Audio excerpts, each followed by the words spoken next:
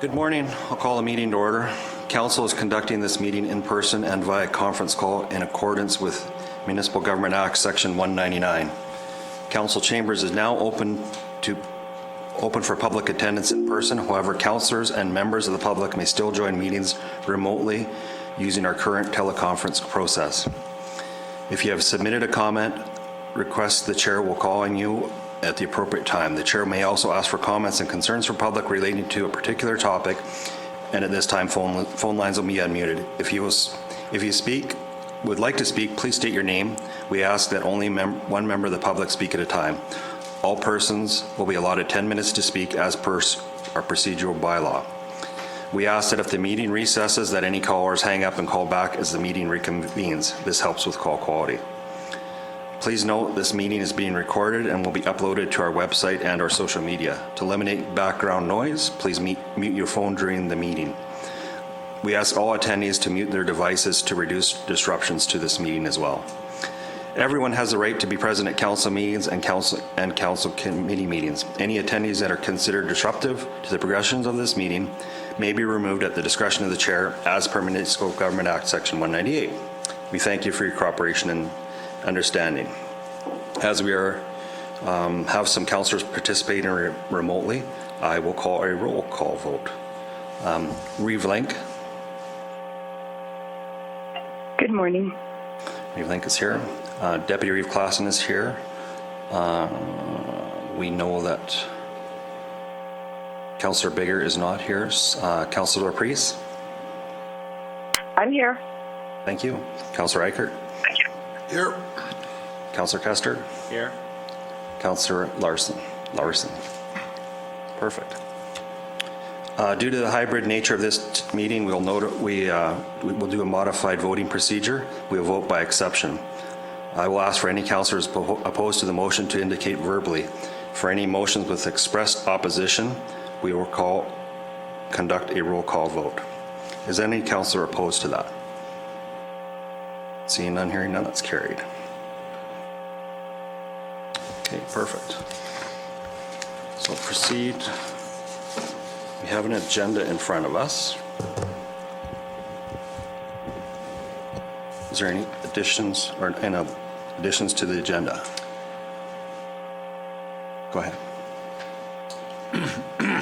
I believe there's a regional partnership meeting tonight. Okay. I don't see it on the agenda. Maybe we should talk about it. Okay. We could add that to 2.32, unfinished business. I would just recommend 2.33 because we'll have two under unfinished. WRP meeting. Okay. Anything else? And just from administration, Deputy Reeve, two items that were circulated to council via email as well. The first was a Minister of Municipal Affairs RMA Fall 2022 convention invite. We do have a recommended resolution coming out of that as well. And then the second is a request for proposal responses from AV refresh of council chambers and ECC meeting room for 2.3.2. And that information was also circulated or it will be circulated this morning to council. Thank you very much. A motion to adopt the amended Move agenda. the amended agenda. Thank you, Councillor Kester. Is there any opposition? Hearing none, seeing none, that's carried. We have 2 minutes in front of us, 1.31, council meeting minutes from June 21st, 2022.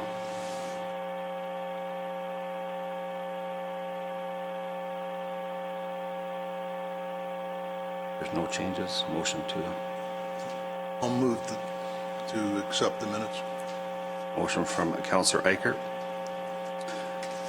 Motion's on the floor. Is there any opposition? Seeing none, hearing none, that's carried. We'll move on to 1.32, special Wheatland County Special Council meeting minutes. 1.32, Wheatland County Public Hearing minutes, June 21st, 2022.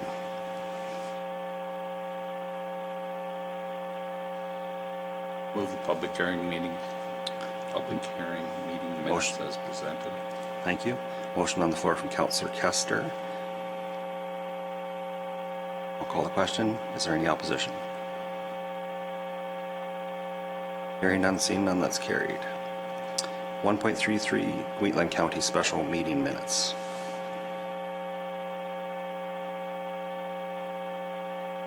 I'll move those minutes.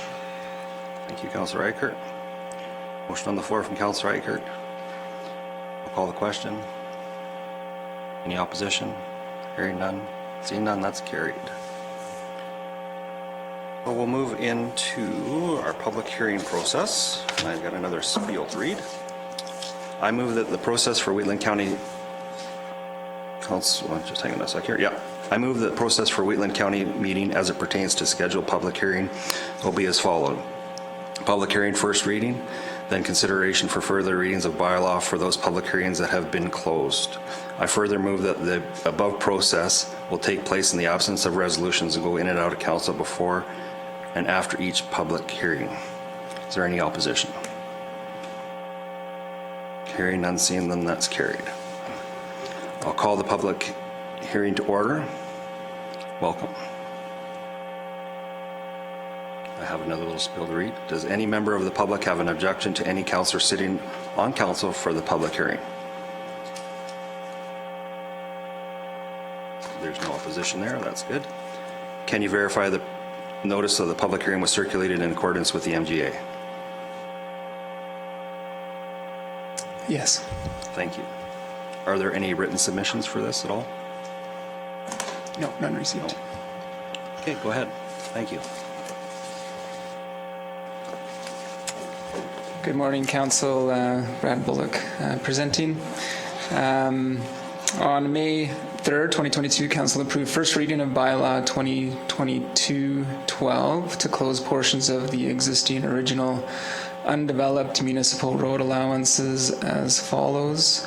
1.15 hectares, more or less, of Township Road 230 that lies between the south half of Section 523-23-4 and Plan 09153111, Lot 1, Block 1, and 1.38 hectares, more or less, of Range Road 234 lying between Northwest 3222-23-4 and Plan 09153111, Lot 1, Block 1. And those can be shown on page 19 of the agenda and page 20 as well. The circulation of the notice of the public hearing was completed in accordance with the requirements of such circulation, which included all titled owners within 1 mile of the proposed areas of closure, as well as local agencies.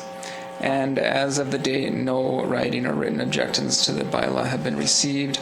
A road closure bylaw requires first reading, followed by a public hearing, followed by submission of the bylaw and supporting information to Alberta Transportation for ministerial approval.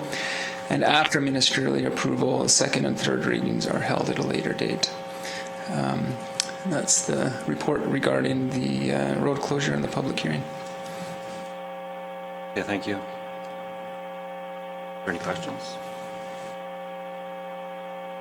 I take it we're the applicant in this. No? Is it okay? Is there anything from the applicant? No? Okay. Is there any persons in support of the application that would like to speak? Is there any persons? I got to ask that 3 times, don't I? Yeah, so I'll ask again. Is there any person in support of the application that would like to speak? 3rd time, is there any person in support of the application that would like to speak?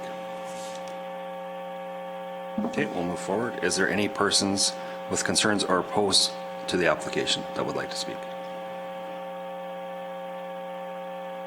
And 2nd time, person with concerns or opposition to the application that would like to speak? 3rd and final time, same question. Persons with concerns or opposition to the application?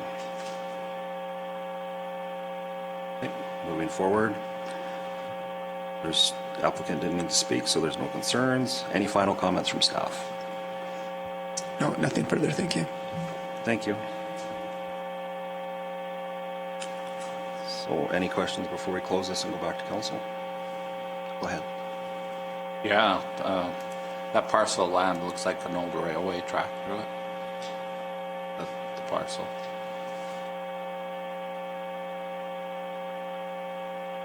I'm just wondering, is that whole parcel got one owner on it? It looks like Eagle Lakes on the side. It's one owner?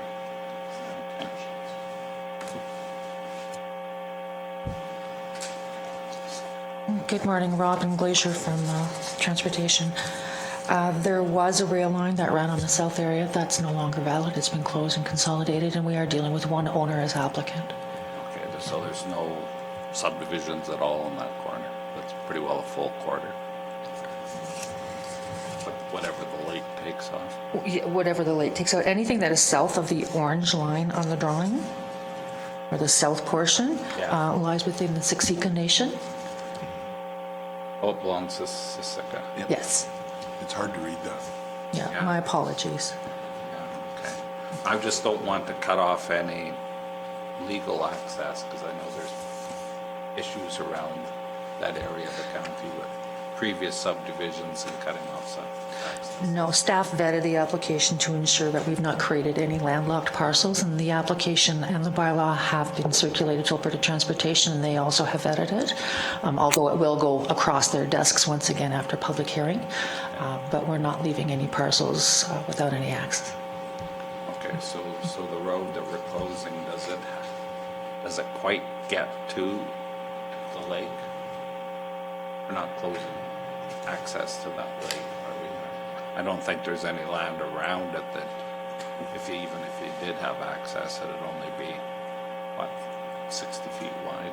Yeah, any areas that are not covered by water in there would not be developable areas just due to the ebb and flow of the water in there and their location, correct? Yeah, I'm just concerned about future access to the lake.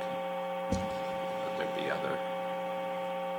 But if it doesn't look like it actually gets to the lake.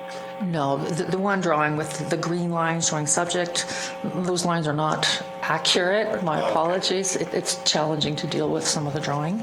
Okay. So no, we're not creating any access concerns. That's probably not on our land anyway then. That's outside of our jurisdiction, correct? Okay. All right. Okay. Don't have any more questions.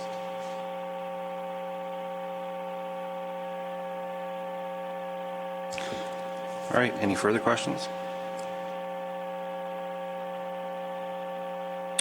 This was process.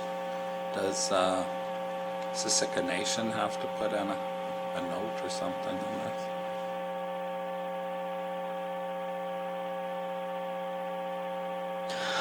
All adjacents were notified and given the opportunity to provide written or present information here today, and no responses were received from any adjacent landowners.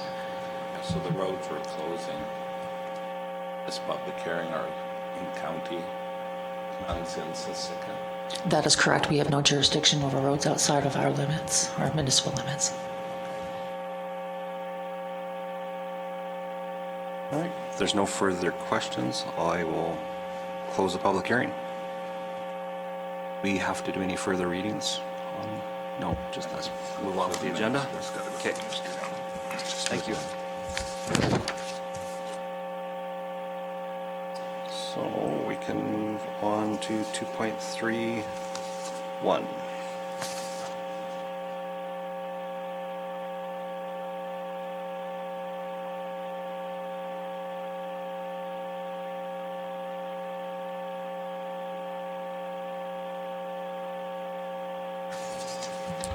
Good morning, Council. Matt from Administration. Morning. Good morning. So 2.3.1, the Minister of Municipal Affairs circulated a note regarding the RMA Fall 2022 convention invite. With respect to that, the body of it just details out the RMA convention and also kind of solicits Council's appetite for scheduling a meeting. So there is a recommended motion following this that Council direct administration to schedule a meeting with the Minister of Municipal Affairs, Minister McIver, at the Fall RMA conference to discuss the following.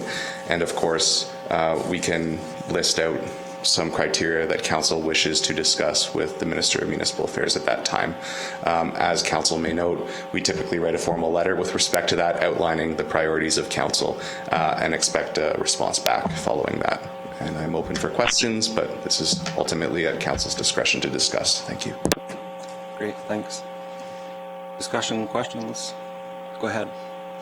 I think it would be a good idea to meet with them, and I'm just wondering, I'll defer maybe to Matt and Brad, but we've had a couple of discussions about secondary roads, and we talked about it earlier and decided that getting out of the, what's that thing we just got out of? Anyway. Metropolitan Region Board. Yeah, that was our priority issue, but so I'm wondering now if we can put the secondary roads on the agenda for a meeting with Minister McIver, because it's a big issue. As I mean, I mentioned it to Brad the other day on 569, and that's not the only one. I'll yield to the General Manager of Transportation. Yeah, through the REIV, we have had a lot of comments from ratepayers and obviously through council members as well. And so I think it is a point of discussion that's come up, that does come up since my time with the county quite often. And so it probably wouldn't be a bad idea to have a further discussion with them. Would that be more appropriate for the Transportation Minister or for Municipal Affairs? Go ahead. Just through the Deputy Reeve, I think you can obviously see some crossover with respect to jurisdictions and municipalities and the rest, but it's almost, I would suggest that the Minister of Transportation may be better equipped to have that conversation with. But again, that's at council's discretion if this is something that we'd like to list in the letter to discuss and basically go through your thought process in terms of prioritizing is what council should do. There's 15-20 minutes of time that we have with the minister. Councillor Kester, did you have? Just trying to remember what meeting it was at with Minister McIver, because we've talked to him for the course of years about the roads out there. And we had a meeting with him. Maybe Darren brought it up. The last meeting we had with the roads, we did not include, I believe it's the 842. And at the end of the conversation, they directly asked, what about the 842? It's been on our list since forever, and they're looking at it, and we've invited them out to have a look at it. Don't know for sure why it wasn't on, but those roads are important. Those roads are taking a beating now. Our county roads that are around them that are taking the heavy traffic, because there are fluids hauled every day on them roads. I don't even have to drive out there to have a look. People don't even complain anymore. But they are horrendous. Especially with that road get close to the 5-6 road there that got dug up for the culvert by used to live there, Reed Jorgensen. Oh yeah, that's on 27 Yeah. which is what 569. 569 just past the intersection. Yeah. So you come up that road and you hit that, then you got to go around. I just drove through his front. Yeah, those roads are very important to our infrastructure out there, and we kind of dropped them, sent a bad message. I'm thinking they're still thinking about it because they asked directly about it.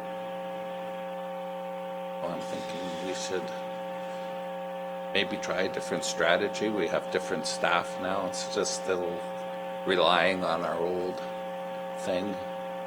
The thing of it is they got that 842. They oiled it or ammed it. The heavy traffic can't go on it. That's the crux where the heavy traffic is. It's on our county roads. We want to rebuild a road beside it so we can get the trucks to flow on it.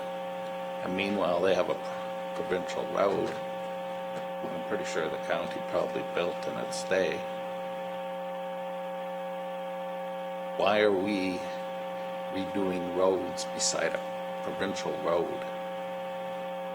A provincial road should be redone, and if we're going to redo any road, I think it would be best to redo the provincial road. It has the wider right-of-ways. It has, to me, makes more sense to redo the provincial road. Get it done. I don't care who does it. It has to get done. Sorry, it's in your area, Rick, but it's got some heavy hauling in my area too. Them trucks run. They're running right now. I used to have big problems on the Rocky Ford Road till we got it paved, and the problem just went away. Gone. They're still hauling fluids. But the roads, mile by, all the neighbors, everything, all the complaints quit. I think we got to get serious about them roads out there. Great conversations. I think the most of that's probably for Transportation Minister too. Yeah, so Can you remember who made comment that we didn't have the road on? Was it Darren? I wasn't at that meeting, so I don't know. Bridge? Yeah. We'll, just with respect... Deputy Reeve, boss. Go ahead. Sorry, could I say? So I recall at our last RMA, we met with Minister Sawani, and I think it was Darren. We'd mentioned the 842. I think we need to have an idea of what we want to ask for, because they suggested that they would be happy to put it back to gravel, which I would not be in support of. And so I think we need to go in with some kind of a strategy. So I just want to be cautious about how we approach it, I guess. But I do think it's something that we should be addressing. That road is in terrible shape, and I just want to be cautious, I guess. Thank you, Councillor Priest. I'm thinking maybe we could have a discussion about it at a committee of the whole or something like that, and if we have one in between the time. Just through the Deputy Reeve to Council with respect to that, we did schedule a committee of the whole meeting for October, so at some point in October we can have that conversation. But just a note, we may receive further letters like this from the Minister of Transportation from that ministry. So we can also, just to make note to Council can have that discussion. We of course are diarizing this right now with respect to these notes, and we can bring that up either at Committee of the Whole or when in fact the ministry reaches out, Ministry of Transportation reaches out to all municipalities for the letters to respond to. Would it be helpful for staff if we, councillors from the area submit their requests, and then we can bring it back and kind of council can vet them as to priority importance? Absolutely. So with respect to the Minister of Municipal Affairs, Yeah. with that, if council wants to submit their priorities, however, it would be prudent for council to consider just a couple to come together with a consensus to respond to the minister with 2 or 3 priorities that we can respond to in a letter. Just throwing that out there for council's consideration as well. Okay, thanks. Councillor Kester, go ahead. I think in his preview would be broadband, rural broadband, and data. I know lately people are starting to complain about cell service. We've had a lot of high winds. I'm thinking a lot of them antennas are probably moved. I know mine used to be pretty darn good, and now it's pretty darn poor. So I'm wondering, cell service in the rural, a lot of people have gotten rid of their landlines because they can't get them fixed. So they get rid of them, and then they don't end up having cell service. So heck, that's a huge thing in the world for us over there in the East Coast. So, cell service, okay. An obvious one for me would be to thank Minister McIver in person for the getting us out of the CMRB. I know I've talked to him myself, but for council as a whole, I think it would be important to do that as well. Go ahead, Councillor Larson. And I think I'm fine if we put that to the transportation, if that's where it is. I just think we do need to make it a priority. And I would agree with Shannon, we need a strategy, but I'm wondering, we should probably start working on that, what that looks like before October, so that we can make an informed decision, as opposed to going in October and saying, oh, what should we do? That would just be another comment I would have. And I think I would see that as primarily, as you said, we give you the roads that are terrible in our divisions and even what we might think is a potential solution, and then give that to you, and then you can come back with a recommendation to us. That would be what I would think we should do. But correct me if I'm wrong. Absolutely. And to that end as well, administration to the transportation item for sure can put together a list of priorities as well. So that kind of have that back and forth to have those conversations with the Minister of Transportation. So far, just for Council's recollection, I have rural broadband cell service, and of course in the response, thank Minister McIver for the decision, but we can have that conversation at the time as well. Yep, and then anything else we can come up with and then bring it back or whatever. And then as far as Transportation Minister goes, the staff can reach out to the Transportation Minister and encourage a meeting, and they may at the same time, right? So they usually reach out to us. So. Go ahead. What department would we talk to about accessing the water line that goes down 240 from Calgary to Strathmore? Because I believe that we have we're allowed a percentage of that water if somehow we can get to it. So I'm just wondering, what department is that, a municipal affairs thing or is that something else? So through the Reeve, I don't believe that the province would get involved with that. I think it would be discussions between the town of Strathmore for use of the infrastructure and the city of Calgary for use of the line. I would assume that would be did not the provincial Green for Life fund that to 94%? So that's a provincial undertaking. Go ahead, Glenn. Deputy Representative Amber. Go ahead. Glenn first, then. And I can wait. Yeah. You bet. Pipeline was put in. It was through consultation with Whelan County, Strathmore, City of Calgary. We had the partnership to get the funding. Customer come along and joined the conversation. They got water too. Different line, but they got water. So the county was into it for, I forget how much water. Rocky View was in for it. Then the line was put in. Before the water turned on, the county was informed that the City of Calgary cannot give any water to rural municipality. It's in their bylaw, they won't give it to anybody. So Rocky View didn't get water, and Whelan County didn't get water. It's Calgary's water, it's theirs. Give to who they want. So at the time, our share of the pipeline was $2 million. We didn't pay it. Strathmore paid the $2 million. Sitting there, so if we gain access to that line, I'm sure they would want the $2 million. The one they have to talk to get water out of that line is Calgary. Water, we talk to Calgary.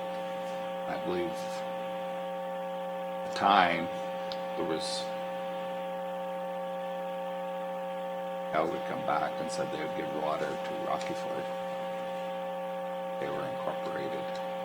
They weren't a rural municipality. And they even weakened so far as to give it to Galician. No farmers along the way. I think they even put up a fuss about having a truck filled. Farmers could load water out. Wasn't very palatable to anybody.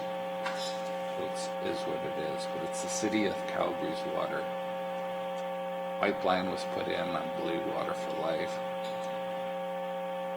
I believe it was probably 90-40 or 90-10.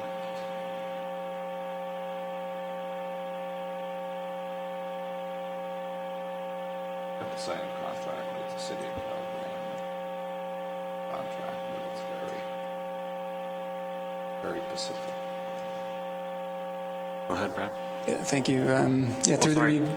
I better get Amber Link first. Oh, So there's- yeah. that just got in my head. Amber, go ahead. Brad can go first. Brad can go first. Yeah, so through the Deputy Reeve, and just to add on to what Councillor Kester was mentioning, this is something that administration has been actively looking into. In fact, had some conversations with some of the administration staff with Strathmore just yesterday about it. And so what we found is there's two agreements that would need to be in place for accessing that pipeline.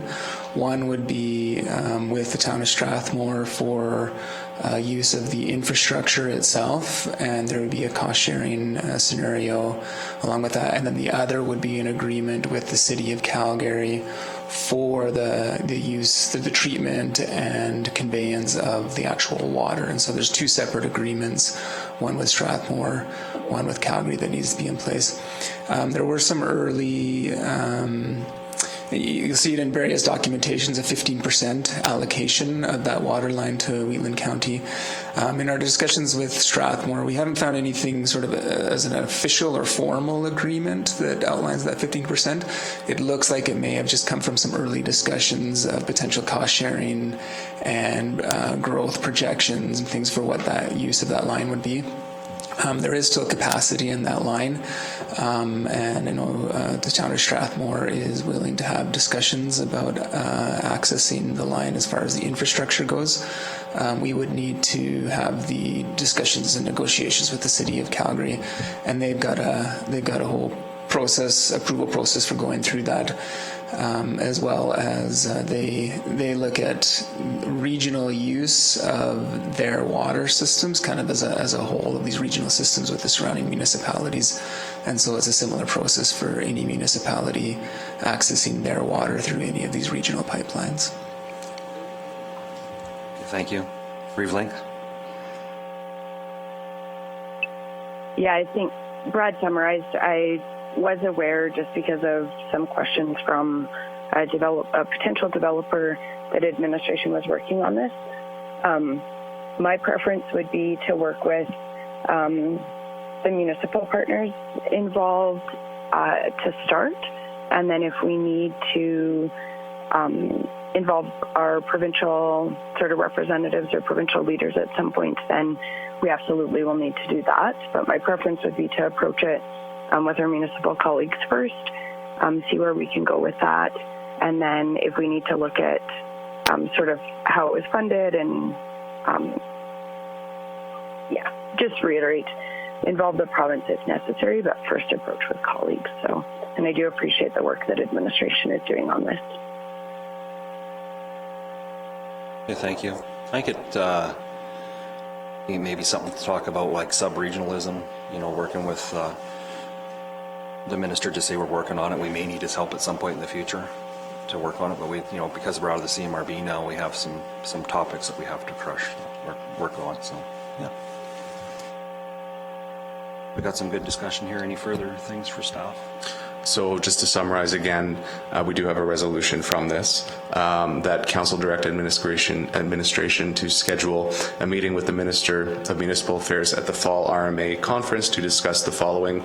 I have rural broadband and cell coverage, the CMRDB decision, a thank you, and then of course we could put in sub-regional efforts, and maybe at that time, because it is in November, so we still have a handful of months to go, we'll have a more refined sub-regional kind of conversation, if that kind of is an umbrella and it encapsulates a lot of initiatives that are going on, if council is amenable to that, based on the conversation here. Excellent. Is there a resolution we need for this?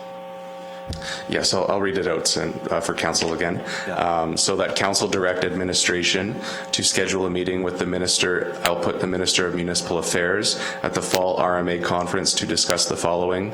1, rural broadband and cell coverage. 2, the CMRB decision. And we can probably allude in the letter to thanking the minister at that time anyways. And then 3, sub-regional efforts, municipal efforts. Go ahead. I'll move that. Motion from Councillor Larson. Very well read. It's on the floor. Any discussion? I'll call the question. if there's any discussion on the motion. If not, is there any opposition? Hearing none, seeing none, that's carried. 2.32, that's open council, correct? Okay, 2.32, RFP responses from AV Refresh of council chambers and ECC meeting room. We did get an email about this. Well, go ahead. Good morning, Council. Councillor Larson, I haven't met you in person. Nice to meet you. Yeah, nice to meet you. My name is Corey. I'm Manager of Information Services, and I'm here to request for Council to approve an extra $60,000 towards our IT equipment capital budget, towards the purposes of ensuring enough funds are allocated to the refresh of the Council and ECC audio-visual meeting equipment. Last year we had budgeted and approved, Council had approved $110,000 towards the audio-visual meeting room equipment for Council and the emergency control center rooms. These estimates were based on high-level research regarding the costs at that time, and since then, recently we've had RFP responses which have come back where costs to do this project have increased, which includes things like equipment scarcity, and availability, as well as some inflation. We've also had some scope increases, just realizing the needs of the council chambers, especially as you guys have probably experienced. We've had some trouble with our equipment, and we've had some additional requests to make sure that we are future-proofed. So we are confident that the extra allocation towards this budget will allow us to do this project successfully and resolve the aging and slowly fading reliability of our current setup. So, and that's all. Thank you. Okay, thank you. I'm just trying to look through my emails to find the information package. You got one, correct? Just so everybody has the information in front of them. Council Tracy from administration. This was a very late addition, as in this morning. Okay.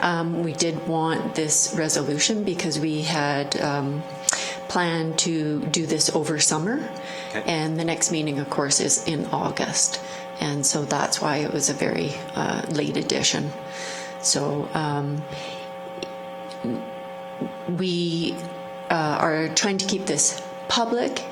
If council requires any more details, such as pricing and what bids have come in, we then need to go in camera, section 16 of the FOIP Act, just to protect the business, the interests of a third-party business. So, Thank you for the clarification. yeah. Any discussion? Go ahead. Just, can you refresh, what was the original quote for doing the work? I didn't quite write that down. Yes, through the chair, the original amount that we approved budget for was $110,000 for both rooms. And we're told that it's 8.6% inflation out there.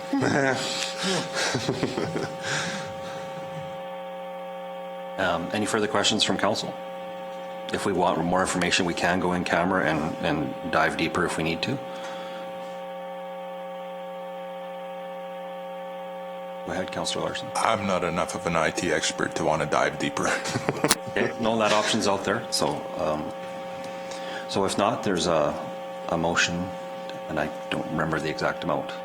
I'll move that council approve an additional $60,000 for the council chambers and the ECC AV equipment refresh project, and the money is to be taken from reserves.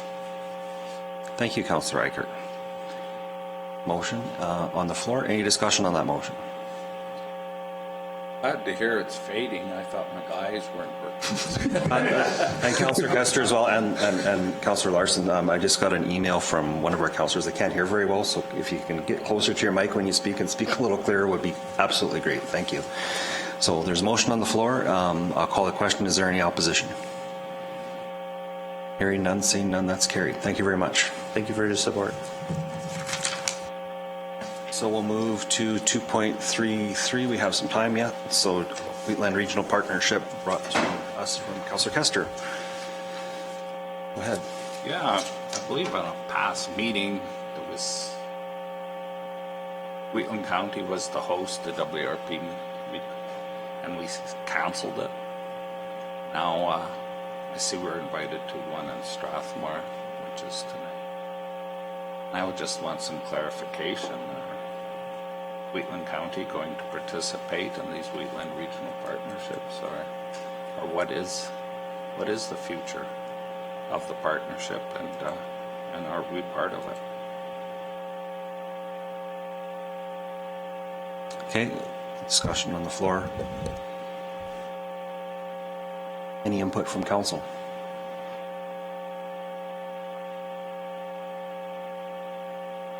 Go ahead. Just looking at the agenda, that the new business is, there's some stuff that would be probably relevant to us, like rural health initiatives and increasing utility fees. I'm not sure what we'd exactly do with that one, but community updates too. So doesn't sound like it's a huge agenda, but I don't have a problem with some or all of us going, but I don't know what I can't remember what we decided last time. Was there ever a decision made? There wasn't an official motion. Not Deputy Reeve, to council, not to my knowledge, and to my general understanding, I don't believe that that there was any agreement to attend this, just on behalf of Wheatland. But again, But there hasn't been a formal motion. not to my understanding. Yeah, that's how I understand it. For myself, I know I had brought it up before, and in a council meeting, that I didn't see the value of some of it sometimes. A lot of it was information sharing that probably could be done through our CAOs. That's how I felt, but that was just me. Everybody else can share their thoughts for sure. Deputy Reeve Clausen, this is Shannon. Go ahead. Go ahead, Shannon. So was this not the group that we had decided we wanted to wait until we had heard back from the mayors of Rockyford and Standard before we participated here? Am I mistaken? I think, yes, that's a good reminder. Yes, there was some issues going on with some municipal partners that have not been resolved. That may have influenced some of the decisions of some of the councillors. Deputy Reeve Clausen, Reeve-Link? Reeve-Link. I have the same recollection that. Can you hear me? Can hear you fine. Hello? Oh, sorry about that. I have the same recollection as Councillor Laprie. I believe we had council consensus that we had requested to postpone the next Wheatland Regional Partnership meeting until such time that we had had a response from, as Councillor Laprie had indicated, the mayors of the Village of Standard and Rockyford. To my knowledge, we have not received a response at this point, and I believe the council rationale at the time was because there was sort of some legal considerations in the interactions and resulting from the letter that we received, that we were going to defer attending the meeting until such time that there was some potential resolution to that. That's my recollection. So I have some level of discomfort attending a Wheatland Regional Partnership meeting with the outstanding issues arising from the letter that was sent from the village mayors. Two of the village mayors, sorry. Thank you. And staff were looking, was there a motion on that as well? We're having a look still right now, but basically our recollection is exactly what's being stated. There was a conversation about this, and there were some hesitations at the council level with attending.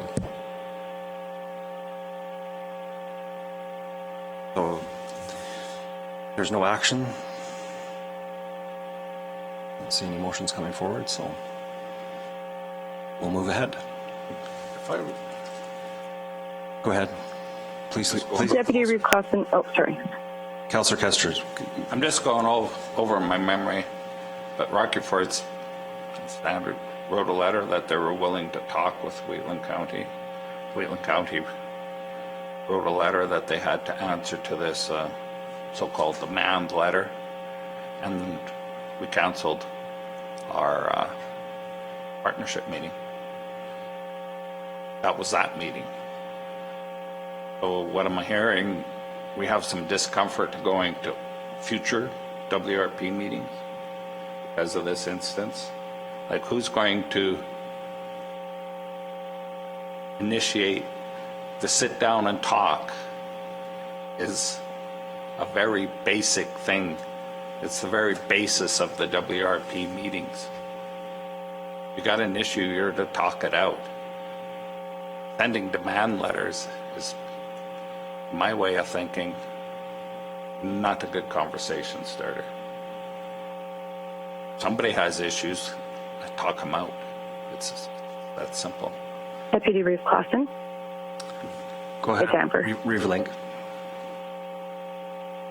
And I completely concur with Councillor Custer's comments, and I think had the villages taken the approach that Councillor Custer is suggesting right now, rather than sending the letter that they sent initially, we'd be having a very different conversation right now.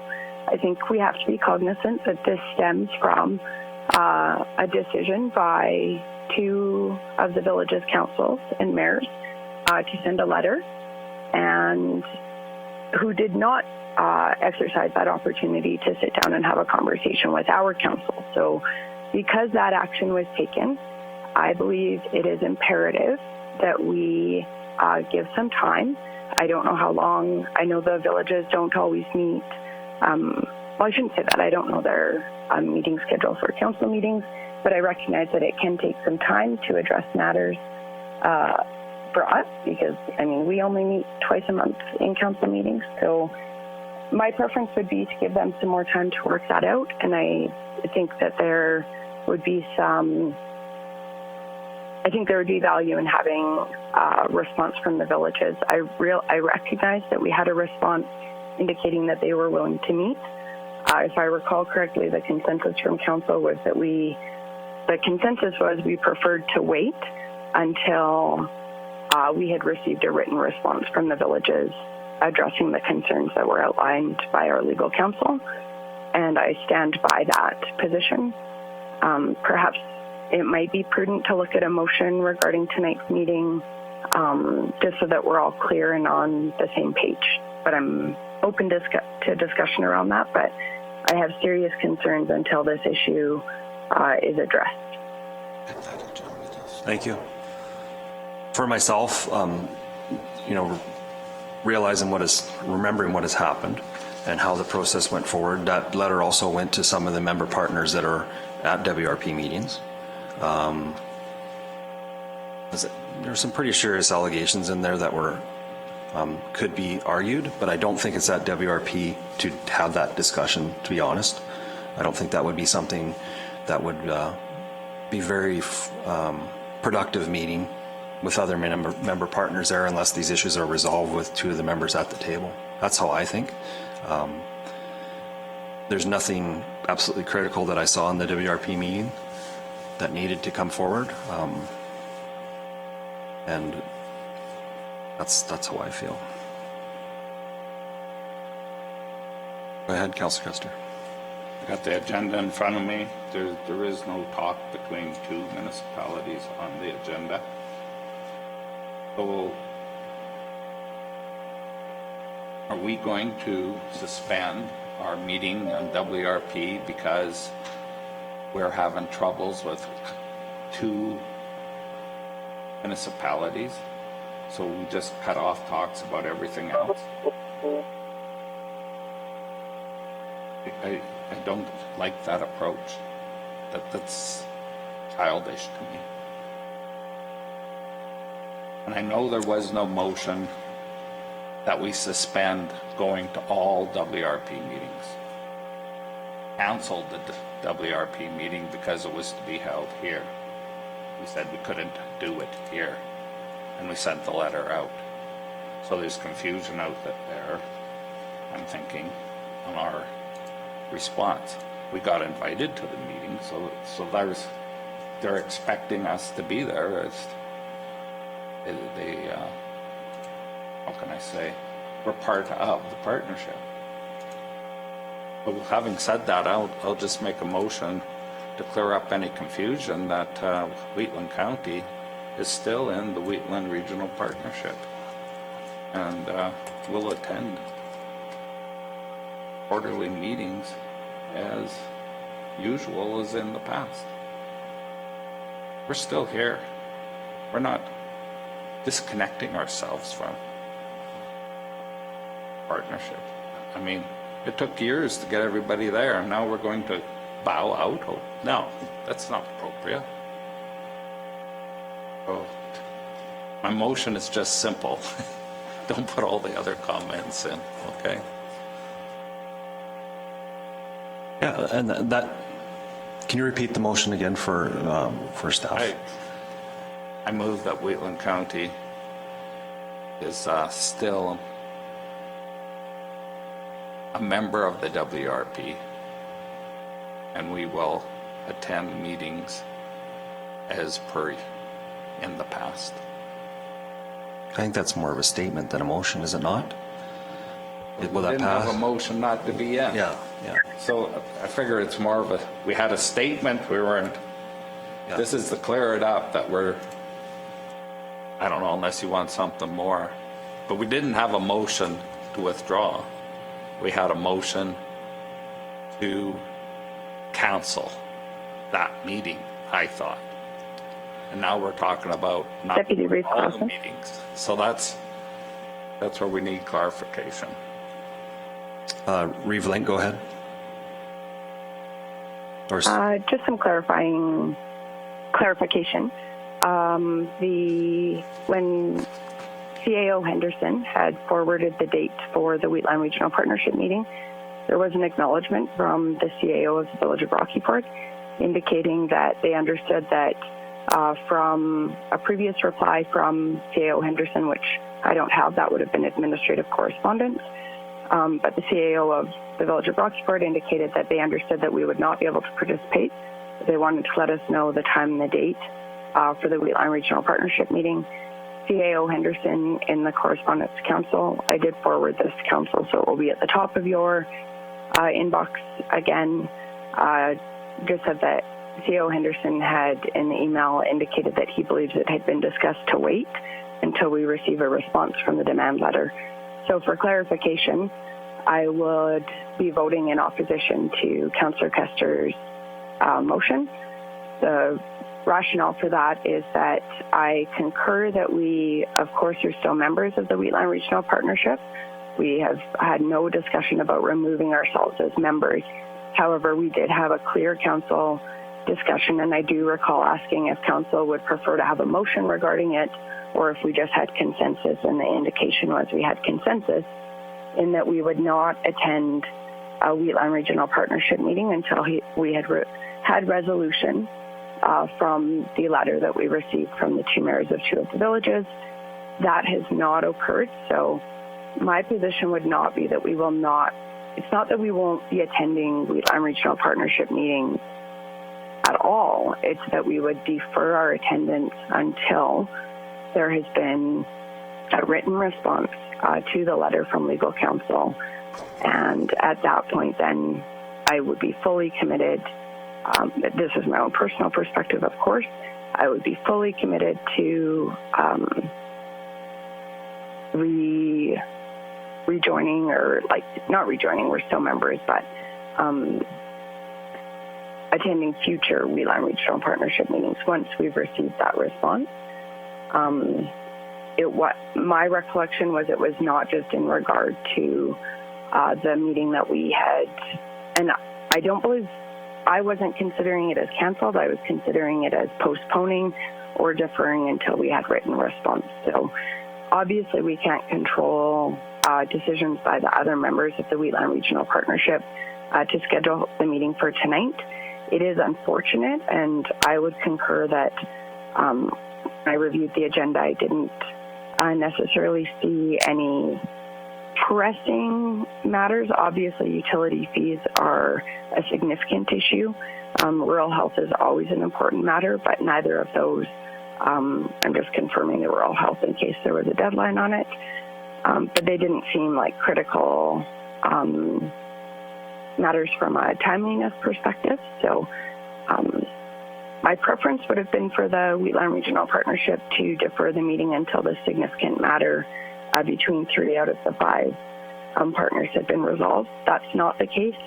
I'm still not in support of any members of Wheatland County Council attending that meeting, given that we have sort of outstanding issues that we have legal advice regarding. Thank you. Thank you. Go ahead. Our perceived problems with the villages in no way come from a regional partnership meeting. It was outside of the regional partnership meeting. So suspending going to a regional partnership meeting and holding it out as, no, we're not going until you do this, I find that inappropriate behavior on our part. Are we a partner or not? This didn't stem from a partnership meeting. It was outside. So why are we not going to partnership meeting until it's done? I disagree with it. My motion still stands. It's a clarifying motion that we are still partners and we're not out. What's going to be next? Somebody don't like some road we didn't fix and then Strathmore bows out? Or no, this is a partnership meeting where we talk about things for the regional good. A rural health initiative, I don't know what that is. It could be important, it could be for us. Maybe it's something we should be doing. How do we know? No, it's something we should be at. And I feel very strongly about this. Partnerships is what we're about. This is Wheatland County and partnerships. Everything we do is a partnership.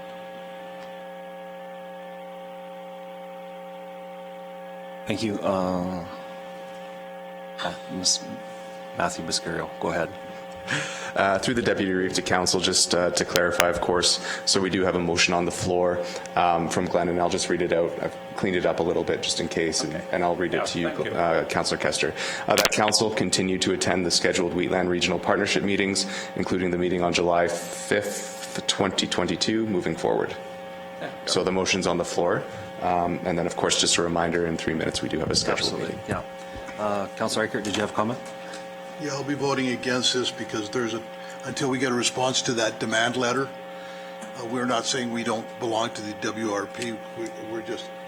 Will we resume attending once that time, because it does affect the majority of the members there. Thank you. Councillor Larson. I'll be voting for it because I see this as 2 separate issues, much like Councillor Kester said. So I think it's important that we remain part of the partnership and keep the 2 issues separate. Understood. Go ahead, Councillor Kester. Now that we got some company here, a thing come to my head. Maybe I watch too much TV. It's almost like extortion. You do this or we won't do that. Got the same flavor to it. Not the same thing. We're not talking about a building someplace. We're talking about a partnership. And I can't, I don't know what else to say. So, I understand what you're saying. Those are very strong words, so they have issues with them as well. So any further discussion? If not, I'll call the question. Is there any opposition? Opposed. Okay, we have 2 oppositions. So with this, we'll have to do basically a roll call vote and go through and see who's in favor and who's opposed. I will pick randomly. I'll start with Councillor Larson. In favor. In favor. Councillor Eichert. Opposed. Councillor Laprise. I'm opposed. Opposed. Councillor Kester. In favor. Reeve Link. Opposed. And I'm opposed. That fails. We'll move forward to our 10 a.m. appointment, seeing that I see some smiling faces in the... Deputy Reeve Clausen, could I? Absolutely. Go Deputy ahead, Reeve Reeve Link. Clausen, could I just ask that perhaps we send a letter just outlining that we are still committed to the partnership, but that we are deferring our attendance until such time as the matter between the two villages and the county has been resolved. I would put a motion on the floor for that if there's interest. Okay. I don't know if we go so far as to ask if the partnership might consider postponing the meeting. The information about the rural health program is in the agenda package for tonight and can be reviewed. And I don't see a deadline, but they are doing workshops across Alberta. So I do feel that the Wheatland Regional Partnership is important and I'm firmly committed to it. I just would like to see this matter outlined. And my apologies, I do just have to step into another council commitment, and I'll be back as soon as that meeting finishes. Thank you. So you, Reeve Link, just to clarify, you want a motion to send a letter with your discussion points? Yeah, just indicating our strong commitment to the partnership, and that we will be attending the meetings as soon as we can receive a written response from the villages. Okay. Thank you. Thank you. Council discussion? Does staff have enough to create a letter? Do we want to bring back the letter maybe after lunch or something when we can look at it and vote on it? Yeah, through the Deputy Reeve, I think it's prudent to maybe table this conversation. Yeah. We'll draft a motion for council's consideration with respect to drafting a letter clarifying its commitment to the WRP, and then identifying the issues that need resolution as per the demand letter sent on date X. I believe it was at the end of May. That would be good. And then we can have that conversation probably after lunch, which would make sense. We do have 3 meetings back to back here that are scheduled, so we can, if council's amenable to it, table this until after that. Seeing some bobbing heads, seeing some no opposition, so we can move forward then with our 10 o'clock appointment. We'll come back to this when staff has it today. Well, our 10 o'clock appointment is Staff Sergeant Mark W. and Sergeant J. Solomon, Strathmore Detachment RCMP. Agenda item 2.21. Welcome.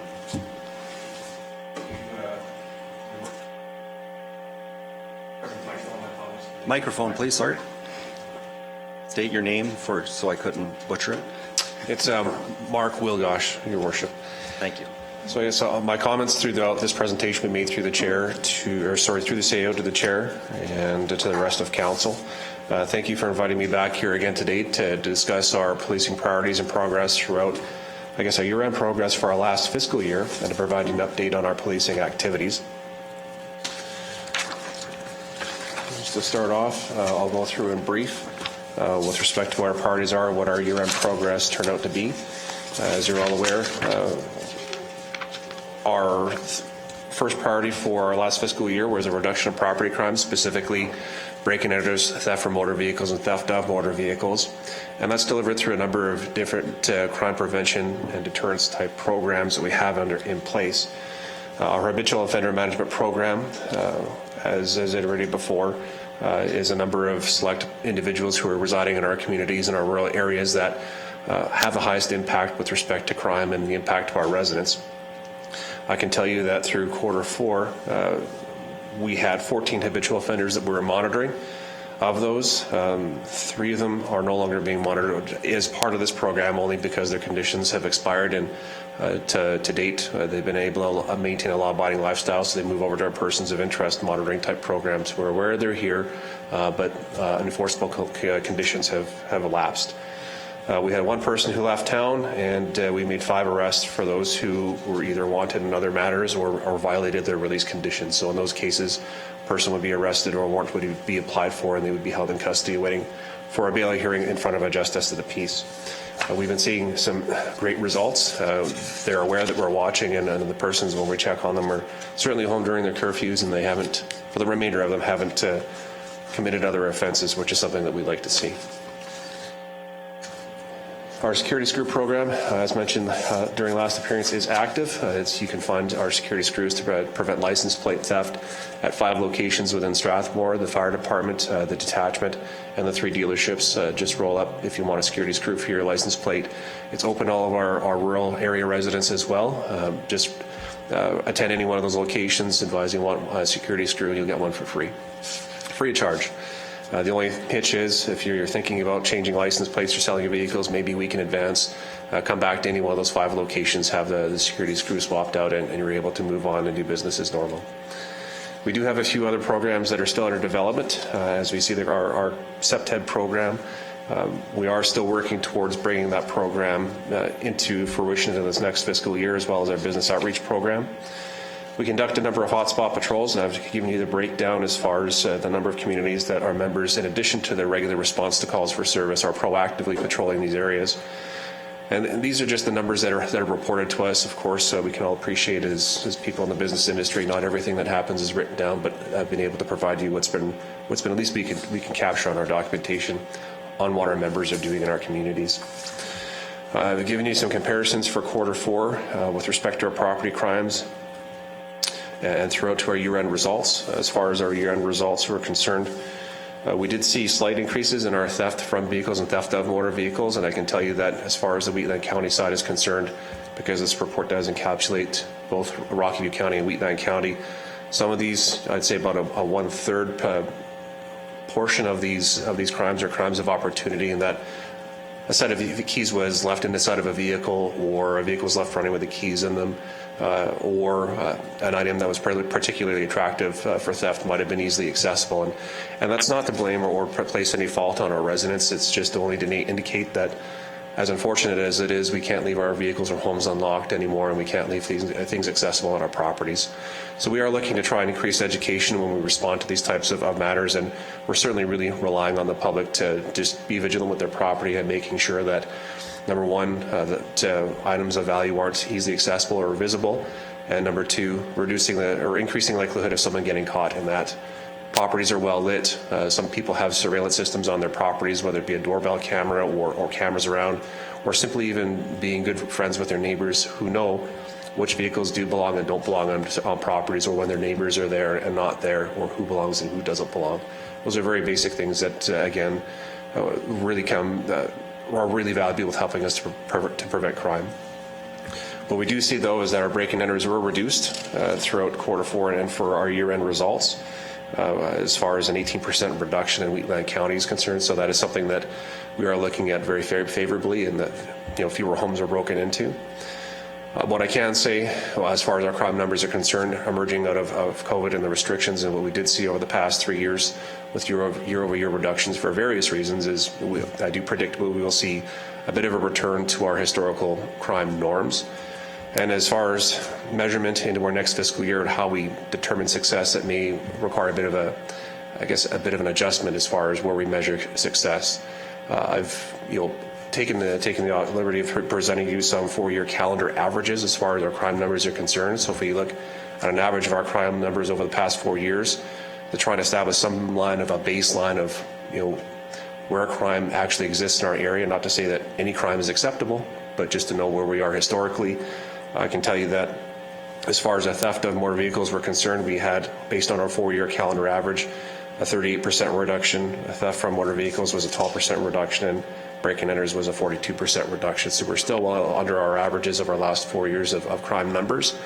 And by the next time I attend before council here, I'll have more metrics to show you as far as how we're trying to measure where we're maintaining and managing crime in our areas.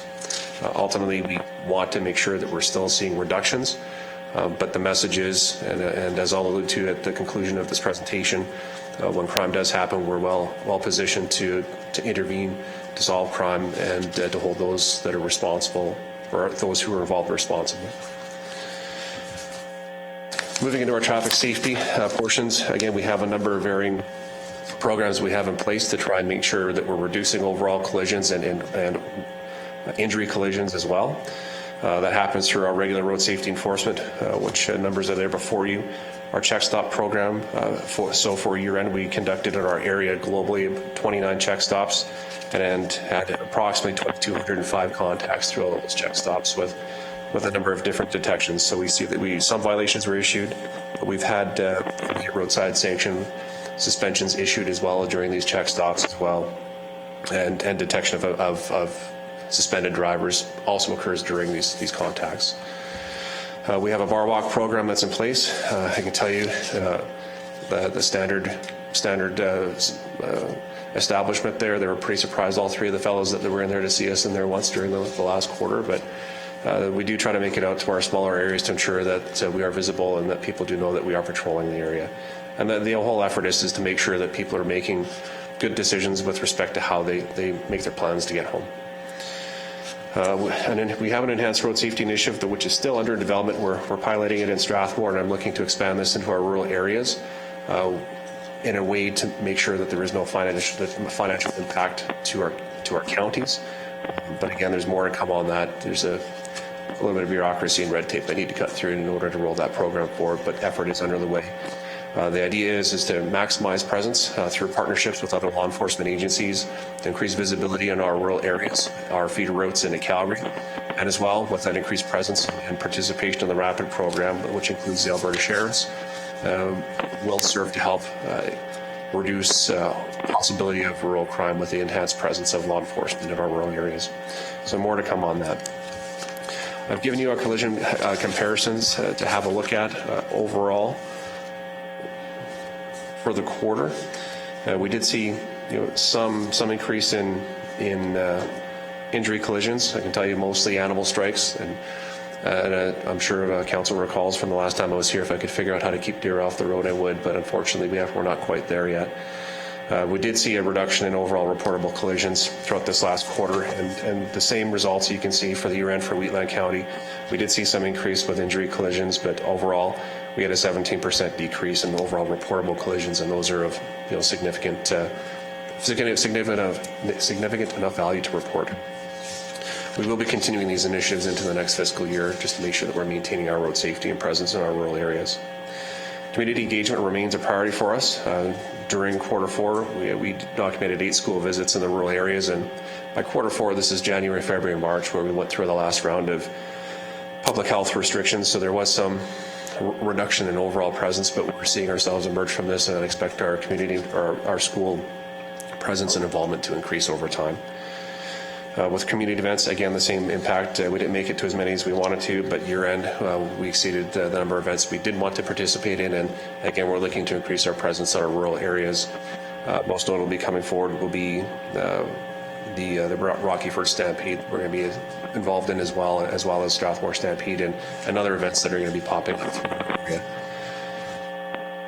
Indigenous community engagement is still a priority for us. We had one event, which was the Christian the Young Man's Memorial at Kinsman Park. Our members were present to participate in that event this last quarter. Our community liaison program is still active and underway. We make sure that we have a member assigned to each of these community groups, again, to enhance our community engagement. The numbers, or the clubs that we have a member assigned to are noted here in this report. And again, if there are community groups within our rural areas, especially within Wheatland County, I would encourage them to come forward, and we look to see what we can do to have a member assigned as a liaison to those groups. We have another initiative that we've been able to get off the ground last quarter, which is our Strathmore Youth and Indigenous Youth Diversion Program. What that program is designed to do is to catch those entering the criminal justice system early in the way that we can come up with a more meaningful, long-lasting solution to correct the behavior and divert people off the path of criminal activity. With this program, we will primarily use it with youth, some adults, depending on the circumstances, primarily property crimes or crimes that have very low impact. And with that, the person to be an eligible candidate into this program would involve an admission of wrongdoing. They got to admit what they did. There's going to be some expression of legitimate remorse and some willingness to make recompense for and participate in youth justice programs. And most importantly, we need to make sure that the person who is affected, our victim, is supportive of this diversion. Again, our victims of crime have rights, and we want to make sure that they're respected If we do have victims that are adamantly opposed to the person entering this program, then we will obviously move forward as per usual.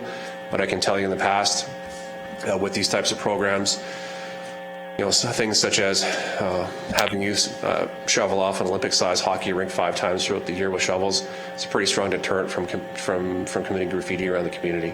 Or things that benefit others in the community, shoveling walks for elders or chopping and stacking wood. That's a way to make recompense for what they've done. But again, it's a matter of a strong reminder that there is consequence to the actions, and it's an opportunity to help keep them out of the youth justice system. So that's underway that our members have an option with, and we are partnering with other agencies within the Strathmore area to make sure that we're able to roll it out. Right now, a big partner for us is the town of Strathmore, where the Public Works Department is able to put them to work picking garbage, maybe pulling weeds, and helping to beautify the community. So partnerships, we're always looking for those, but this is another program we have underway. All candidates we deal with, we may seek options to enter this youth diversion program. That also includes our rural areas. There's the RCMP mobile app, which is now active. I've given a link there. I've got it on my phone. It's actually easy to access. It gives you access to our crime map, which will also include Wheatland County with plots of incidents that happen within the community, but also what's new, links to our media page, etc. So it is a pretty good informative app. The Watch Click program still remains active, and it's still proving to yield quite favorable results. And again, it's maximizing our time out on the road. One example I can see is when I compare our year-over-year fuel consumption. When I get our financial reports, year-over-year fuel consumption's going up, and there are fewer occasions where I see cars in the parking lot. So that's just a very basic indicator that our members are out on the road, and it is helping to keep them out in our communities. Lastly, I've got our fiscal year-to-date calls for service. This fiscal year over last fiscal year, there were slight reductions, although as you can see, our traffic-related files are meeting our historical norms. And that includes whatever violations that are written in the rural areas, but as well as traffic complaints, and which would include speeding, unsafe driving, etc. So those are the numbers that we see there. Going into the next fiscal year, I've received direction from council through Sergeant Perman with respect to the desires of our policing priorities in the community. I can tell you that what I've covered off in this report will be somewhat similar as what we're going to build on into the coming fiscal year. We will be focusing on road crime. We will be focusing on our property crimes, road safety, and of course our community engagement to ensure all of our residents we're engaging with all of our residents. What we can see over the past year is that we've been able to increase our visibility. We've increased our engagement, and for those of you who might be reading the newspapers or some of our social media, we've increased our media presence as well with the number of media releases that we're sending out. And the message to that is not to say that crime is increasing in our area, is that we're more transparent with what's going on so residents know what's happening. So in addition to these reports that I provide yourselves and council, we want to make sure that the community knows what their law enforcement agencies are doing. It's not the contacts they have, whether getting a criminal record check, or should they happen to be a victim of crime, or something gets stolen, or they need to report a collision, or if they get a ticket. It's that your law enforcement is working in your rural areas and in your communities. That's also meant to indicate that not only do we focus on our crime prevention through deterrence and detection, we also want to make sure that our residents know that when crime does happen, we're well poised to respond and again apprehend those that are responsible in these crimes in our areas.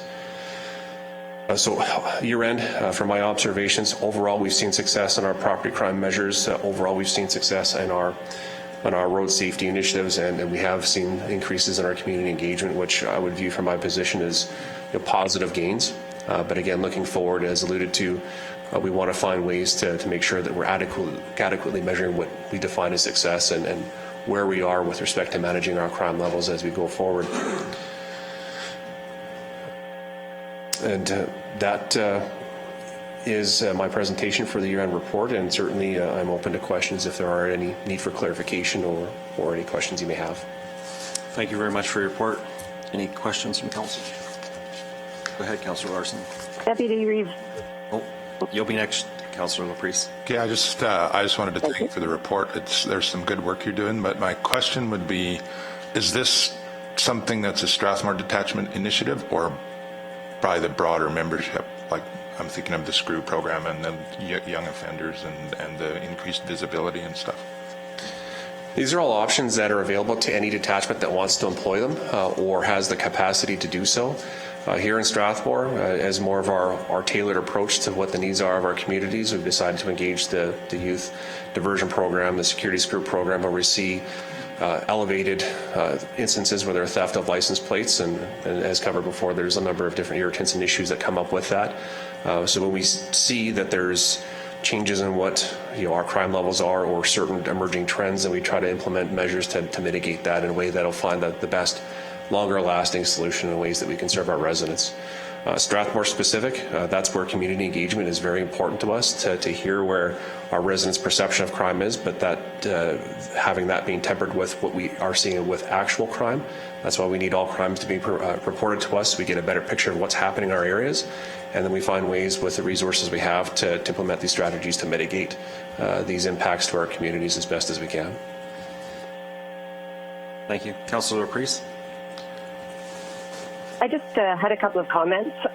Thank you so much, Staff Sergeant Wilgosh. I'm looking at your crime prevention through environmental design. I realize it's under development, but I was just thinking that if you had tips and things you've indicated you would share through the Town of Strathmore communications departments, there might be some tips and things that you could share with Wheatland County that we could share on our social media or put on our Connector magazine, something like that. I think all of those things are great ideas to make sure that rural residents are doing as much as they can to protect themselves. So I think that's a great initiative. I also just wanted to say that I'm really glad to see the liaison program coming up in the near future. As a member of the Wheatland Chamber of Commerce and of the Strathmore Wheatland Addictions team, I think both of those groups would very much welcome having a liaison from the RCMP. And in particular, I think the SWAT team, I'm not sure if anybody has reached out yet, but we have been discussing this, that there's certainly some benefits to having an RCMP member on our team or liaison with us. So thank you for that. That's all I wanted to say. And thank you for your comments. I can tell you with the SWAT team that you're referring to, we've had presentations from our members to that group, and for the Regional Chamber of Commerce, I'm the liaison for it. So I don't get on to the monthly meetings or the regular meetings, but I have made presentations, and I'm certainly available for questions should my attendance be needed at any of these meetings. I have sent information to the Chamber with respect to emerging commercial type of crimes or business type of crimes to ensure that at least front counter staff are prepared to deal with various issues such as either counterfeit currency or even protecting seniors who may be taken advantage of through either an online or a phone type scam where they're purchasing several gift cards to pay for a supposed Canada Revenue type debt. So these are some of the things that we're trying to work on, and I guess yourself as a member, if there's any need that you feel that my attendance might be required for upcoming meetings, I'm always available. And I can. Thank you very much. I can answer the SEPTED one as well. I believe we have peace officers that are trained to do that, and we've done it at the county for, I believe, in 4 years now, and we've shared some information previously, but it's really good for the environmental design. And I think our peace officers actually go out to site if people ask, and will give an assessment of your property and give them some ideas of what they can do to help as well. One question I had was about the youth diversion program. Wasn't there still a youth justice committee still that's been in operation for a long time for this very similar type of thing? I'm not sure if that's the actual wording, or is it still, or this revamped? I've been policing the area for the past 7 years, and it's been on again, off again, depending on those who are able to roll out the program.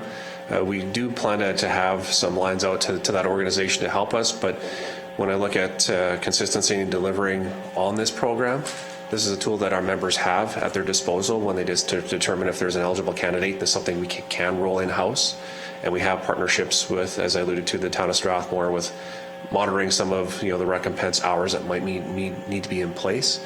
That's not to say that we can't still leverage that group as well, but I'm looking for longevity and consistency in delivery of this program. Okay, thank you. I just wanted to make sure it wasn't duplication or one was failing or something. Yep. We work together, but everyone has their resource pressures, and depending what's going on, we just The desire behind this program is to make sure, as I alluded to, as consistency and to ensure that's an always available option to our members. Great, thank you. Any further questions? I want to thank you for this report. Administrator, I want to bring forward that, like, on your hotspot patrols, over 75%. This is going to be above your pay grade. Over 75% of those patrols are in Rocky View County. So we should, as a discussion, have, when we're up in Edmonton with K Division, we should have a discussion on how do we get that. Rocky View, I think, has to kick in more money. I think this is the bottom line. They're taking all the resources from our area and filtering it through, and it puts you guys in a horrible position because those areas are all a long way away from where the office is, right? So, this is I'd like that going forward. So thank you very much for this information. It's very good. Thank you. And as a politician, when you have a municipality that has membership really close to there and they're not allowed to leave their borders, it makes it very challenging for you guys, I understand. And the rural part and versus this town part is definitely something we got to figure out in the future. So. There's a number of different ways we're managing our resources internally. If I may, speak to some of your comments there, Councillor Eichert. A lot of our crimes and a lot of these hotspots are drawing a lot of our resources west. We fully appreciate that. We know it's happening. There are areas that we need to deal with that are in our bit of our western area of our detachment area. We do have a lot of spillover from Calgary that occurs there. And in some ways, we devote some of our resources towards that area because we want to keep, I guess, supposedly a barrier from keeping it bleeding further east, whether it be into the town of Strathmore and into Wheatland County. So we deal with the problems where they're at. It's not to say that we don't have areas we need to pay attention to in Wheatland County. I fully appreciate we need to be more visible in Wheatland County. And these are issues locally and at the district level. I can tell you we're having discussions with respect to Rocky View County, our portion of our rural policing that is brought towards that area, as well as our partnership through the Watch Clerk program, where we have 3 equally funding partners in that we try to make sure that there's equality and the return for resources. And certainly very appreciative in this investment in public safety that Wheatland County continues to be a part of. But also making sure that we're able to get Langdon up and running as well, so that way we can see a bit more independence on that front as well. So there are internal discussions on the way or on the go, but again, as a stakeholder, I fully appreciate and all of your comments that you've made, and certainly I do see those as valid concerns. Any further questions? If not, thank you for your time and your service as well. Thank you. Thank you.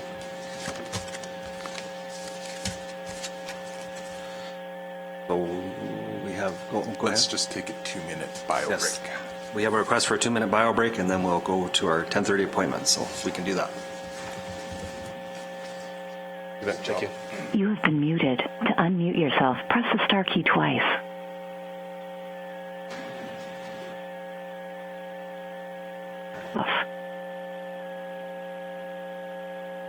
Are we all good? So we had a presentation there, and we're looking for a motion for the police report to receive as information. Don't want to make it? I'll move that council accept the Strathmore RCMP Rural Policing Report of quarter for January 1st, March 31st as information. Thank you. Any discussion on that motion? Call the question. Is there any opposition? That's carried. And for clarification as well, I forgot, Councillor Bigger did give us notice that she will not be attending to this meeting. And just for everybody, Councillor Link stepped away, or sorry, Reeve Link stepped away for hopefully about an hour. She had another meeting, so she's off the line right now. Go ahead, sir. Our 10:30 appointment is here. Excellent. Good morning, Your Worship. The presentation will be through the chair. We should have Harvey from Bearcom on the line with his team. Maybe we can do some quick introductions if we can get them online. Hey, Michael, I am here. It's Harvey. Hi, Harvey. I'm John Rempel. I'm here. I'm out of Red Deer with Bearcom. I'm county executive in Falls. Hi, John. Rob Wallace, Bearcom, right here. Excellent. So just a brief presentation, sort of some history of where we're at with the radio tower project throughout the county. And then we've got Bearcom here as our project managers for some technical expertise as well. So basically we'll be asking at the conclusion of the presentation for 4 resolutions to be passed. We have 2 change orders that have come about through the project, as well as some carryover budget from 2020. Essentially, back in 2017, this radio project began through Public Works. The budget amount at that time was, the total budget since 2017 has been $416,000. $369,000 of that has been spent to date. So we're looking to carry forward $47,000 and get $30,000 of approved change orders today. So it's a 5-piece project, so there's 5 towers. We recently erected, as you guys are aware, Tower 2, which is the Hammer Hill Tower.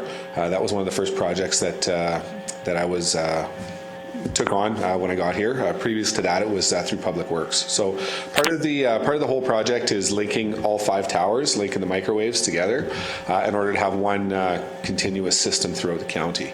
What we're asking for today is that there's 2 change orders approved, which will increase the budget. The 2 change orders include Tower 5, which is the Carsland site. There was some vandalism there prior, so it was erected back in around 2019. It was never gone live, and unfortunately there was some vandalism at that site. Some copper wire was stolen. Since then, we've built the new fire hall in Carsland, and we're requesting, rather than obviously making the upgrades at the old site, we bring it over to the new site. So that cost is going to cost us about $18,200. And then the second one is Rocky Ford site, which is Fire 1. That's changed ownership, and since that time we've got different licensing requirements, and that cost will cost us about $12,452. In order to move on with the project, these change orders will need to be approved.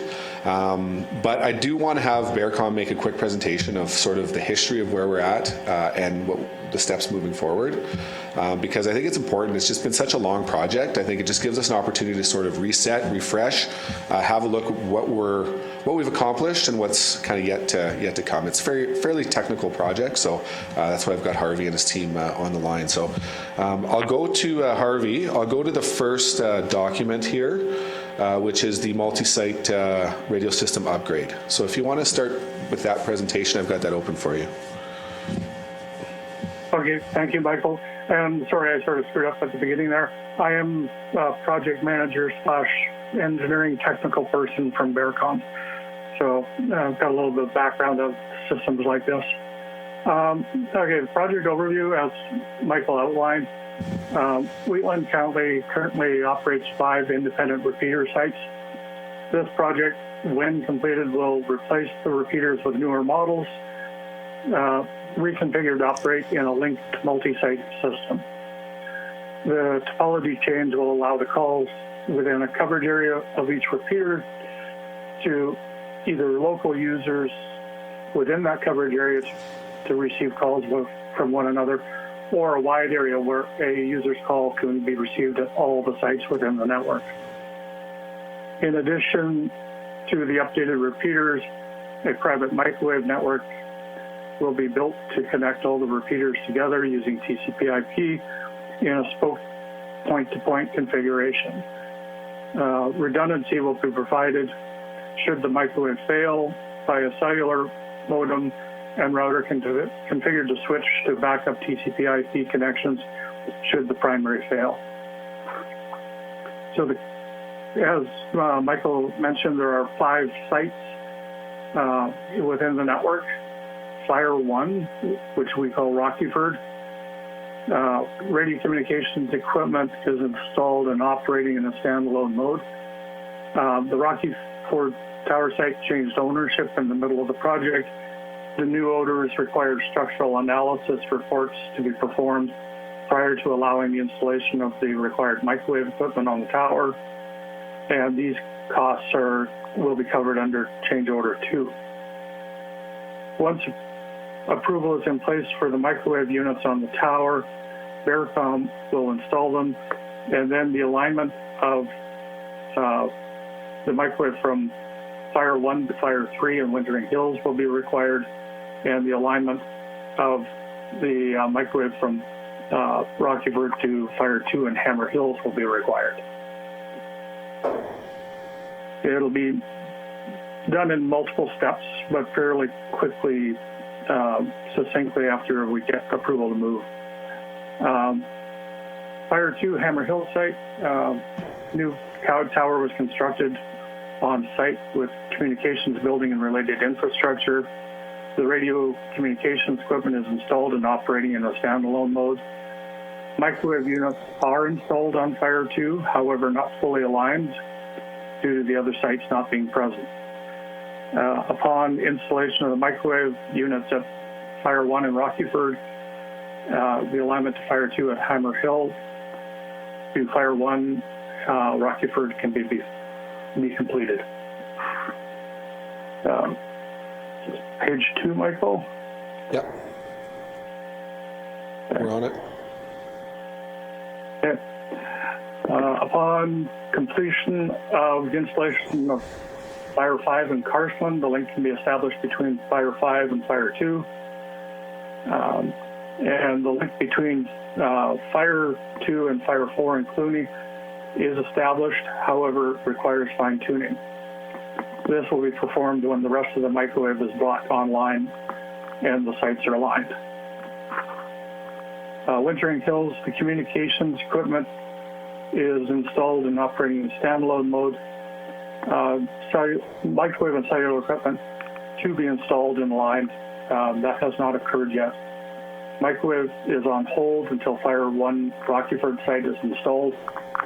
And when Fire 1 Rockyford microwave installation is complete, the installation and alignment of Fire 3 Wintering Hills can be completed and the rest of the system brought online. Fire 4 Clooney, radio communications equipment installed and operating in standalone mode.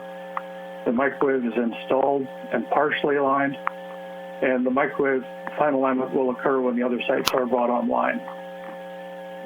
And the final site, Fire 5, change order 1 to be approved for the additional work and components required to move the Carsland site. Communications equipment to be installed and aligned. Microwave and cellular equipment to be installed and aligned. Microwave equipment from Fire 5 to Fire 5, microwave alignment from Fire 5 to Fire 2 will be performed at the same time as the rest of the microwave alignments. And then system-wide, align the microwaves once all the units are installed and optimize the network. Develop a new fleet map and resulting code plugs due to changes requested. I think those changes were requested in 2020. And that is covered under change order 2. Verify network operation, cellular failover, and inter-repeater connections. Update the radio programming for all department subscriber radios. Update the base station radio programming at dispatch. Coordinate the cutover of the repeaters to Link Capacity Plus mode with all departments and dispatch. Then reboot the repeaters into Link Capacity Plus mode and verify all departments have changed over to the new zones. Verify dispatch communications with all departments and verify coverage and roaming operation. Address any deficiencies and obtain sign-off.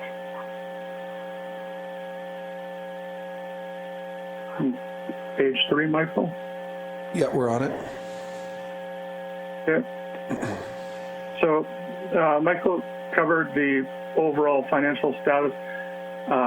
This project started back in 2017. It's taken quite a bit to glue it all together.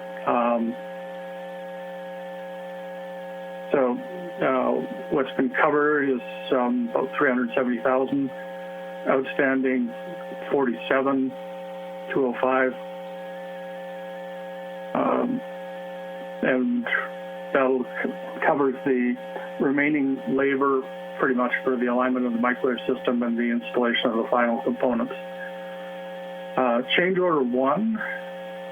Just to add to that last chart there, Harvey, sorry to cut in there.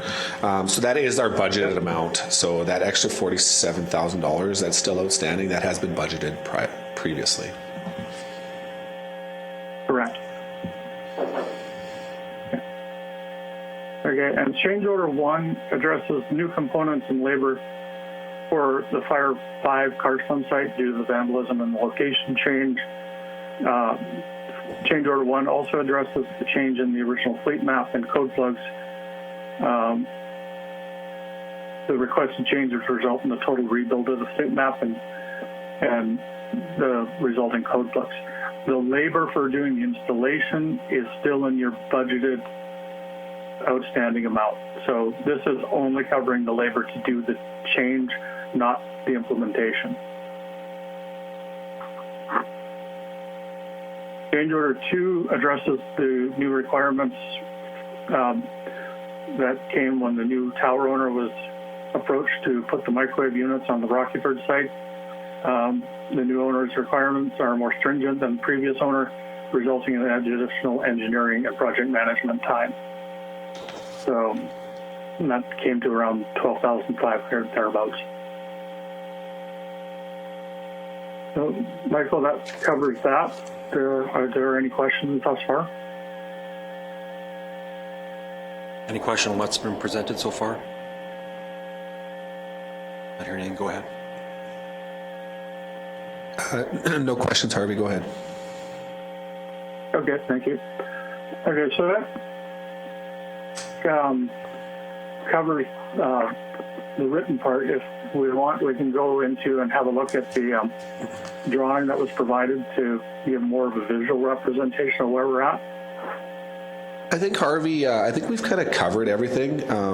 For reference, I think council can just reference this map, and it's sort of color-coded for you guys in green, pink, and orange. Basically just kind of gives a visual overview of everything that he just described in word there. But in the essence of time, I think we can probably move forward, Harvey. Yep. So I'll move forward to my part of the presentation, which is our resolutions. So just to add to kind of what Harvey had mentioned, again, it's gone through sort of multiple hands, but this really takes us to the end of the project. Obviously, there will still be maintenance, moving forward. It's not like when you have a system like this, there's going to be annual maintenance, but we will ensure that's in our annual operating budgets. Also, so the funding for this, just to mention, will be coming out of the Fire Capital Reserve. We do have the funds in there to do it. I've also, typically what we would do is pass a resolution at the Fire Capital Committee. Because those resolutions aren't coming up till August, I've spoken with all fire chiefs as well as the association presidents who are unanimously on board that we need to move forward with this project and approve the change orders in order to get everything finished. Talking to Harvey and his team, if everything goes well and the change orders are approved, October 31st should be the completion go live date for the system. So 2017 till now, so it's about a 5-year project, but that's okay. These things take time. At that point, then it should just be maintenance. So I'll read the resolutions for you. Resolution 1, that council authorize change order 1 addressing the upgrades required to Fire 5, which is the Carsland site, not to exceed $18,200.94. Resolution 2, that council authorize change order 2 addressing the new requirements for Fire 1, which is the Rockyford site, not to exceed $12,452.32. Resolution 3, that council authorize a carry forward from the 2020 Hammer Hill Radio Tower project with a remaining budget of $47,205. And Resolution 4, that council authorize $77,858.26 to be funded from the Fire Capital Reserve to cover the final cost of the Hammer Hill Radio Tower upgrade project. Thank you, Chief. Thank you. Any questions? Thank you for the thorough report. I really appreciate this. It definitely breaks down what it needs, and I understand the system better. For some of the councillors here, this project was started before some of the new councillors were here. And we had a pretty in-depth look at what was the options at the time. And this was the best option, I believe, forward to support our kind of hybrid with rural fire associations and our guys working together, and provides the best support system for them, a communication system. Is that good wording? Yeah, absolutely. Yeah. So yeah, I'm glad that it comes back with the numbers and the details, because this shows that we are responsible for public funds. So yeah, looking for some motions if people so desire. Go ahead. Just one question. If I look at the change order 1 and 2 presented by Harvey? Bearcom. Yeah, Harvey. And then I look at the resolutions, there's a significant monetary difference there, like 155,000 to 30,000. So sure. Okay, so I can break if the resolutions down. Clear that up for me. Sure. Yeah. So resolution 1 is change order 1, which is $18,200. Yep. Resolution 2 is change order 2, which is $12,000. So those two combine to $30,653. That's right. Which is your two change orders. Yep. Resolution 3 is the $47,205. What's in the reserve? What that is we've already budgeted for that in the total budget. So the total budget is $416,894. That's before the change orders. Mm-hmm. To date, we've spent $369,689.78. Yep. So that's that difference of $47,205. So that was budgeted back in 2020, and it's unspent. So we're asking you to authorize a carry forward from 2020 Hammer Hill project then. And then the resolution 4, that council authorized $77,858.26. That's the combination of those three, and basically that we're allocating the funds to come out of the fire capital reserve. So if we add 18,294 plus 12,452 plus 47,000, that equals that 778. So that's just resolution 4 is basically asking council to allocate the funds from that capital reserve. Correct. Thank you. And so what that really means is the extra ask is only just over 30,000. That's correct. Right. That's correct. It's just that sort of everything up perfectly. Absolutely. You're welcome. So for me, one question, because it's on my screen here. So 18,004 and 18,002, is that correct? Because the change order 1, the total is 18,400, and this one says 18,200. Oh, it looks like there's a typo there. So I just want to make sure we got the right amount. So if we could make a textual amendment on resolution 1 to 18,494, which the resolution 4 would also have to go up $200 to $78,058.26. Right. Thank you for that. Any further questions? Hey, take my glasses off, I can actually see close. So we need some motions to move this forward. Go ahead, Councillor Larson. I will move resolution 1 that council authorized change order 1 addressing the upgrades required to Fire 5 Cars Land site not to exceed $18,400.94, correct? Correct. Yeah. Perfect. Thank you very much. There's a motion on the floor. Any discussion? If not, call a question. Any opposition? Hearing none, seeing none, that's carried. Go ahead, Councillor Kester. I move that council authorize change order number 2 addressing the new fire requirements for Fire 1 Rockeford site not to exceed $12,452.32. Motion on the floor. Any discussion on that motion? Okay, I'll call a question. Any opposition? Hearing none, seeing none, that's carried. Move that council authorize the carry forward for the 2020 Hammer Hill Radio Tower project with a remaining budget of $47,205. Okay. Motion's on the floor. Any discussion? Questions? No. If not, I'll call the question. Any opposition? Hearing none, seeing none, that's carried. Go ahead, Councillor Larson. I'll move that council authorize. Go ahead, Reeve Link. Sorry, I can't see a hand. Go ahead. No, that's okay. I know you have limited bodies there, so I'll move that council authorize $78,058.26 to be funded from the Fire Capital Reserve to cover the final cost of the Hammerhill Radio Tower upgrade project. Perfect. Motion on the floor. Any further discussion, questions, concerns? Not call the question. Any opposition? Hearing none, seeing none, that is carried. Thank you very much for your presentation. Thank you, Your Worship, for your time.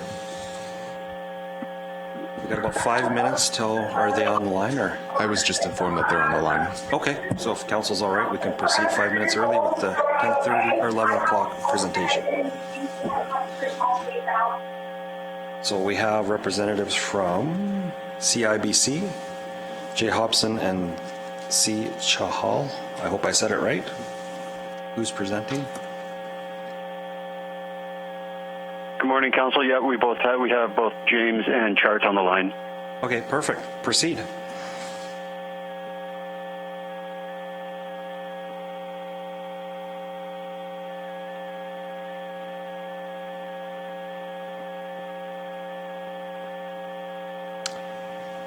Hello, you're more than welcome to proceed with the presentation. Yeah, I'm just waiting for, I think James might be having some technical difficulties here. No, Chart, I'm here. Oh, perfect. Yeah, James, you're up then. Okay, perfect.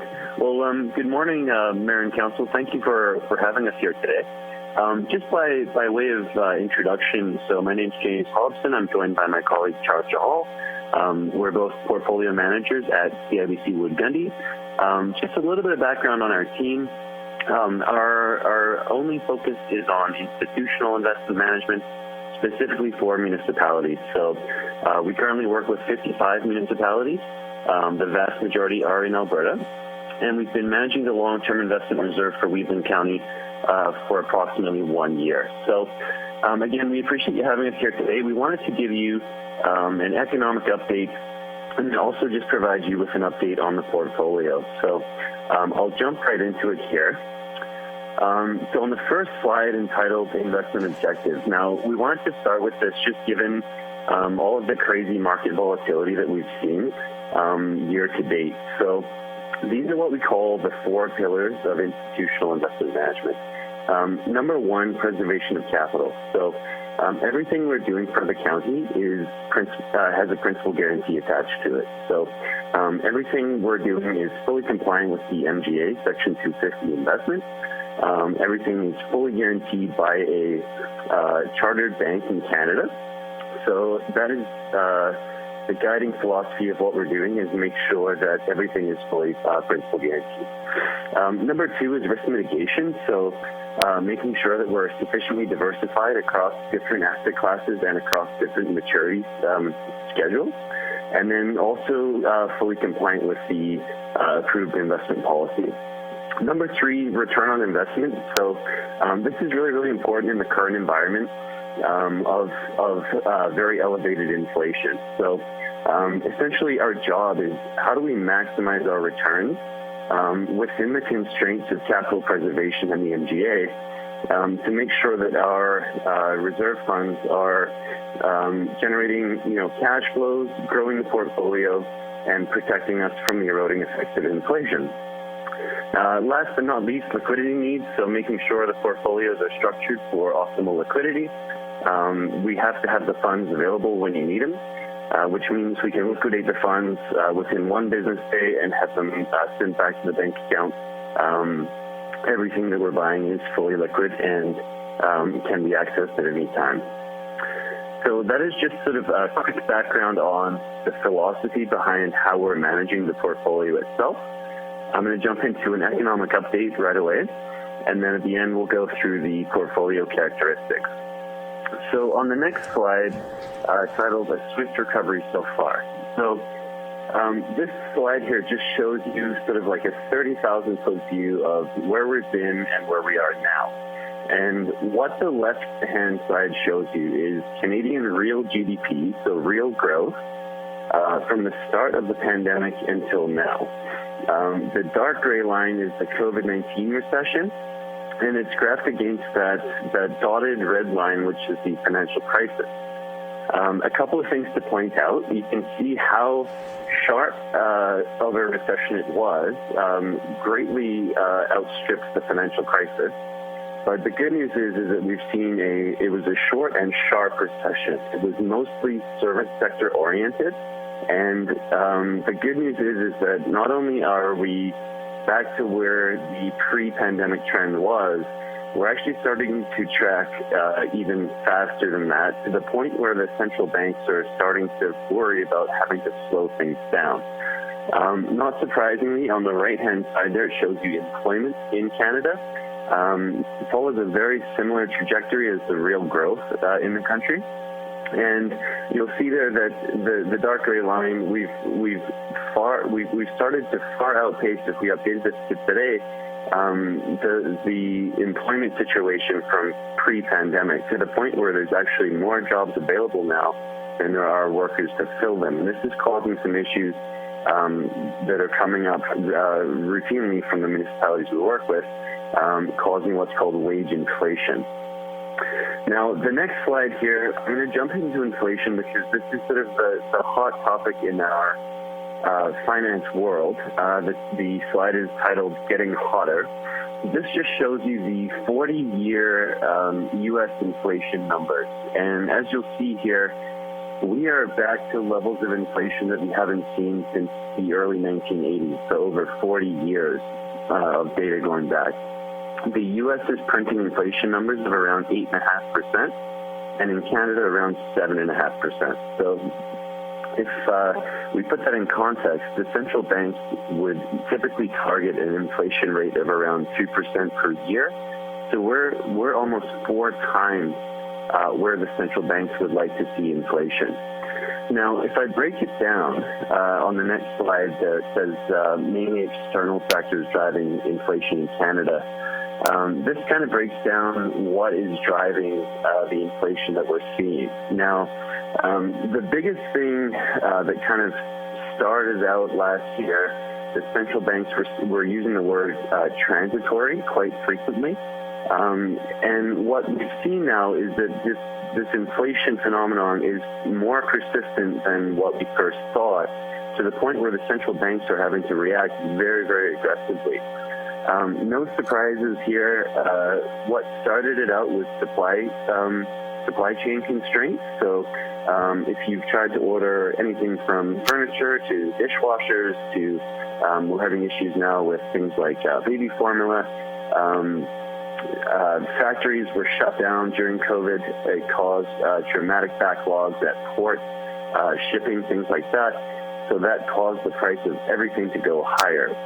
The second one would be housing prices. So if we look at the cost of shelter for the average Canadian, which is either in the form of rent or mortgages, we're approaching levels that are at the worst ever in terms of housing affordability. We see this kind of leveling off as interest rates start to move higher, but it's definitely been a major factor in if we break down the inflation numbers.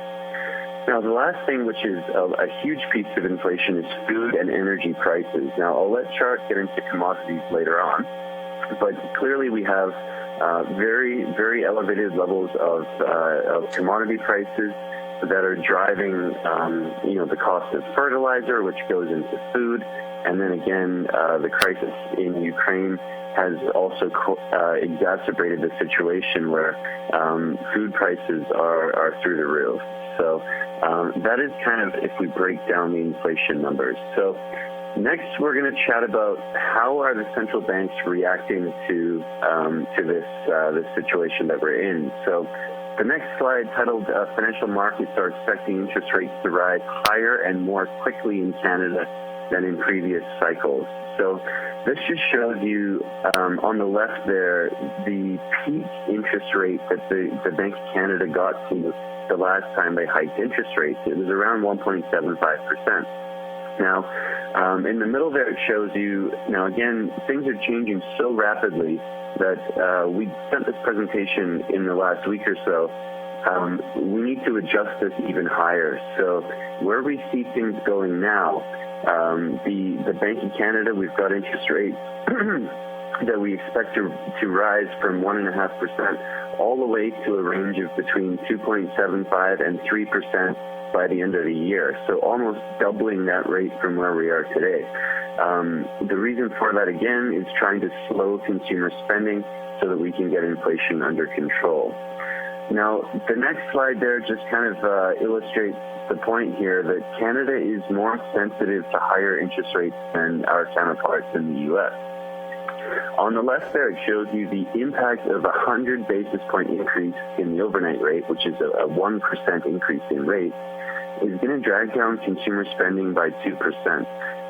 That doesn't sound like much, but when we look at the fact that consumer spending drives about 70% of the economy, that's a massive impact. So again, on the right, it shows you the rate sensitivity in Canada versus the U.S. The main reason why Canada is more sensitive to higher rates than the States, in the U.S. you can lock into a 30-year mortgage. So, versus in Canada, we typically have variable rate mortgages or they're reset every 5 or 7 years. So the impact of those higher interest rates starts to really eat into consumers' pockets faster than it would down in the U.S. So for that reason, we see the U.S. central bank, the Fed, hiking even more aggressively than we're going to see here in Canada. The next slide, titled Interest Rates and FX Forecast, there's a lot of data here, but the two kind of lines to point out. The first one I've kind of chatted about, which is the overnight rate. That's the rate that's set by the Bank of Canada. We see them hiking very aggressively over the next couple of months. There's a 0.75% increase already priced into the market for July this month. And then we see them raising very, very quickly up to between 2.75 and 3% by the end of the year. So very, very material hike in rates. We haven't seen this dramatic of a rise in rates, especially in bonds, essentially in data on record. Now, the other line I'll point out is that 10-year government bond. We have interest rates right now. This is the rate that is set on a 10-year government bond. Right now, we think we've reached what we'd see as peak yield, where we see things actually falling from here, which is good news for the portfolio as we can crystallize excess gains while rates kind of subside. So we think we've seen the worst of it in terms of rates increasing on bonds, but again, on the overnight rate, that should increase quite significantly over the next few months here. I will pass it over to Chart for the provincial economic forecast. Awesome. Thank you, James. So James kind of gave us a good 30,000-foot macro view, and what I want to do now is just kind of peel back that layer a little bit to talk about what that economic forecast will look like specifically for Alberta, and how essentially everything we're kind of that we're talking about today ties back to Alberta as well, and then back into the portfolio and how you guys are set up really well for the current environment. The first and the foremost is it's been over a half a decade since we've been able to do a positive economic forecast for Alberta, specifically for Alberta. And with that being said, we are very happy to be saying that Alberta is going to lead all provinces, both this year and next year, in terms of real GDP. You can kind of see there in 2022, the forecast for GDP growth for Canada and the national average about 3.4%. Alberta leading about 4.8%. 2023, 1.5% versus 2.5% here in Alberta. Big reason why, obviously no surprise, the big rebound in commodities, and I'll get into today's volatility as well, but the big rebound in commodities driving that growth, which we haven't seen, again, in a very long time. So very happy for Alberta here as a whole, even without their COVID-Ukraine crisis. Alberta is very fundamentally, and that's the key word there, fundamentally supported to have growth into the future with where prices were pre-Ukraine and Russia crisis.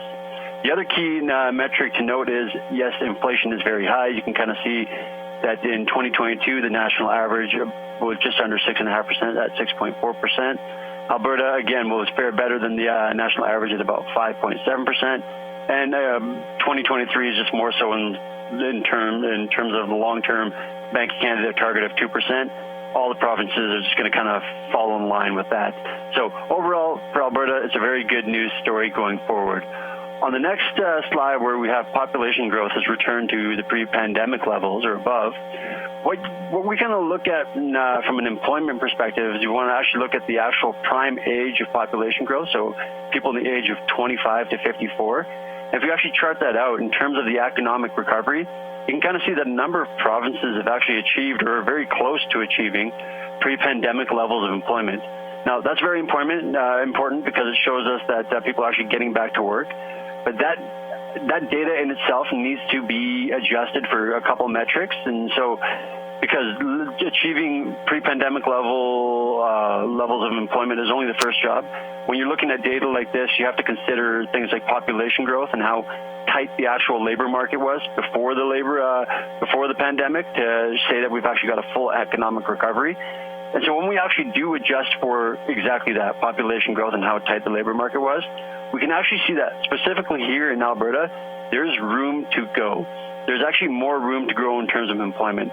The question we get asked a lot is why. The big reason why, and I'll get into this a little bit later, is capital expenditure programs from the large oil and gas companies. It's just not there. They aren't spending, they're not investing in new capital projects, which hasn't led to new hiring. That's kind of stalled the employment side of the coin a little bit, but overall, it's a very good news story for the province still. On the next slide here, Alberta economy should still see the biggest beat versus budget. When we put this presentation together, we didn't know exactly what this data was going to be, but as of last week, we can finally say that we know the data. To give you guys context of how big the beat was going to be versus the budget, when Alberta put their budget together back in 2019, they were forecasted to be in a surplus based on $70 to $72 oil, which obviously is significantly lower than current prices. And then their upper kind of bound for positive outlook was $85 oil, which again, above where we are today. So we were way ahead of the upside target of what the province was seeing. And we knew it was going to be a big beat. We didn't know how big of a beat it was going to be. Very happy to report the surplus of $3.9 billion that we saw last week. So very good news story for here in Alberta. On the next slide, just a simple crude oil chart slide. The reason I have this slide up here, I wanted to speak to the volatility. When I put this chart together, that spoke to the volatility as of that time. And then we have today where oil's off, let's call it $10, back down to $87. So what we kind of saw was a very sharp uptick in all commodities driven by the geopolitical crisis that happened in Ukraine and Russia. You can kind of see that the oil went from $90, rallied all the way to $130, and as of today is $87.55. So significant amounts of volatility, not just in crude oil, all commodities, natural gas faring the exact same, rallying to $9.50, now sitting at about $5.40. So we've seen it kind of go across the commodities. The big key metric to remember is that even before the crisis, we were sitting at a very well-supported, fundamentally supported, driven by demand, price of $85 to $90 of oil. That is a very strong number for us here in Alberta. The market is pricing in what in today's world, that big sell-off today is because they're pricing in what they're calling recession fears. They think demand is going to drop off. It's always important to when you're looking at those essentially news cycle stories to take a step back and see what that actually means. $87 oil, if you look at this chart, is still very good if I strip out the Ukraine crisis. It's right on target of where we want to see oil pre-crisis anyways. So it's very good. And obviously, I don't need to tell anybody on this line, commodity producing areas of the country with a sharp rebound of prices are going to do really good, right? You get higher revenues, higher profits, higher corporate taxes, right? So everybody does good when commodity-driven inflation is in the coin as well. Now, my forecast going forward is any oil and gas forecast right now is really weird to look at because it's contingent on things out of our control. It's not even just about recession. It's about Russia-Ukraine crisis and what Russia does. The latest and greatest story right now is Russia's going to be cutting production to punish the West for their sanctions, which could, depending on the forecast you look at, I've seen prices say $67 if there's a recession. I've seen prices say $380 if Russia cuts. What the key piece to remember is we are fundamentally supported by actual economic growth and data here in Canada. Now, the reason that is the case, if we flip to the next slide here, is one thing to remember when we look at Russia in terms of it actually being an economic powerhouse, Russia, yes, it's a large landmass, but if we actually chart Russia in terms of all of its peers and how much it contributes to global GDP, you can kind of see it's kind of at the bottom end of the coin in terms of actual global GDP. So not exactly what you would call an economic powerhouse. Where it is a large player on the next slide is in energy. Obviously, energy is a very big one. Oil and gas liquid exports from Russia as a percentage of the totals of what you're looking there. What this chart essentially shows you is there's a lot of uncertainty and geopolitical risk around Europe. Europe is basically, we've essentially sanctioned all of Russia, and Europe is going to have to get its commodities from somewhere. You're hearing words like sustainability, going green, long-term future. That's a long-term token. It takes a lot for the infrastructure to get in place to support that. In the short term, it's very positive for North America. When you have a finite resource, and you sanction that finite resource geographically, there's only so many other geographical areas that are going to do well to get those resources abroad. And obviously North America is going to be one of those guys that can take advantage of situations like that. Other sectors on the next slide that Russia is a significant player in is obviously some other commodities: nickels, fertilizers, mineral fuels, which is oil and gas and carbon, cereals, wood, iron, steel, pearls. What the importance of this chart is to look at is if I were to mirror what essentially Canada as a whole exports and what Russia as a whole exports, there's a lot of overlap. It's obviously not going to be the exact same, but there's enough overlap to show that if you can't get it from somewhere else, can't get it from your traditional source, you have to get it from somewhere else, and there's only a finite amount of resources you can get and areas you can get it from. Canada as a whole will do very good. The chart at the top right there just speaks to the volatility. We thought oil volatility was bad. You're looking at the price of copper going from $25,000 to $50,000 overnight when Russia announced this war. So commodities are going to see a significant amount of volatility going forward. Volatility is the new norm that we've been stuck with for the last 5 years. What me and James have realized is every year we're living a once-in-a-lifetime reality of economic burden, whether it's the oil crash, we go back, Brexit, oil crash, the Trump election, and then we saw COVID, now in all-time inflation coming out with COVID, and then a war to top it off. So what this means for the portfolio, I'll let James get into the actual portfolio metrics, is actually a good news story because overall Alberta's going to be doing good, and your rate of return is actually expected to go significantly higher going forward. With that, I'm going to pass it back over to James. He can talk to you guys a little bit about the portfolio itself. Perfect. Thanks, Chart. So in terms of the portfolio itself, so that gives you kind of the economic environment that we're in right now. I think the key elements here is making sure that we have the cash position optimized so that we aren't losing purchasing power going forward to meet the capital projects, to meet the objectives of the municipality. These concerns are coming up routinely. Chart and I will do dozens of council presentations every year, and I think the biggest challenge right now, or the biggest obstacle, is holding too much cash. Your purchasing power is being eroded at a rate of around 6% this year. So our job is essentially how do we make sure we're generating enough cash flow and protecting those funds from the inflationary forces we're seeing. So I'll start out just with the slide there. It says portfolio characteristics, projected cash flow. So again, the portfolio is structured as a simple bond ladder.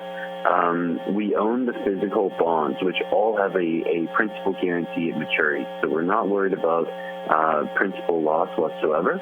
And then in terms of how much cash flow, like pure actual cash being deposited into the account every year, right now we're forecasting about $1 million for 2022.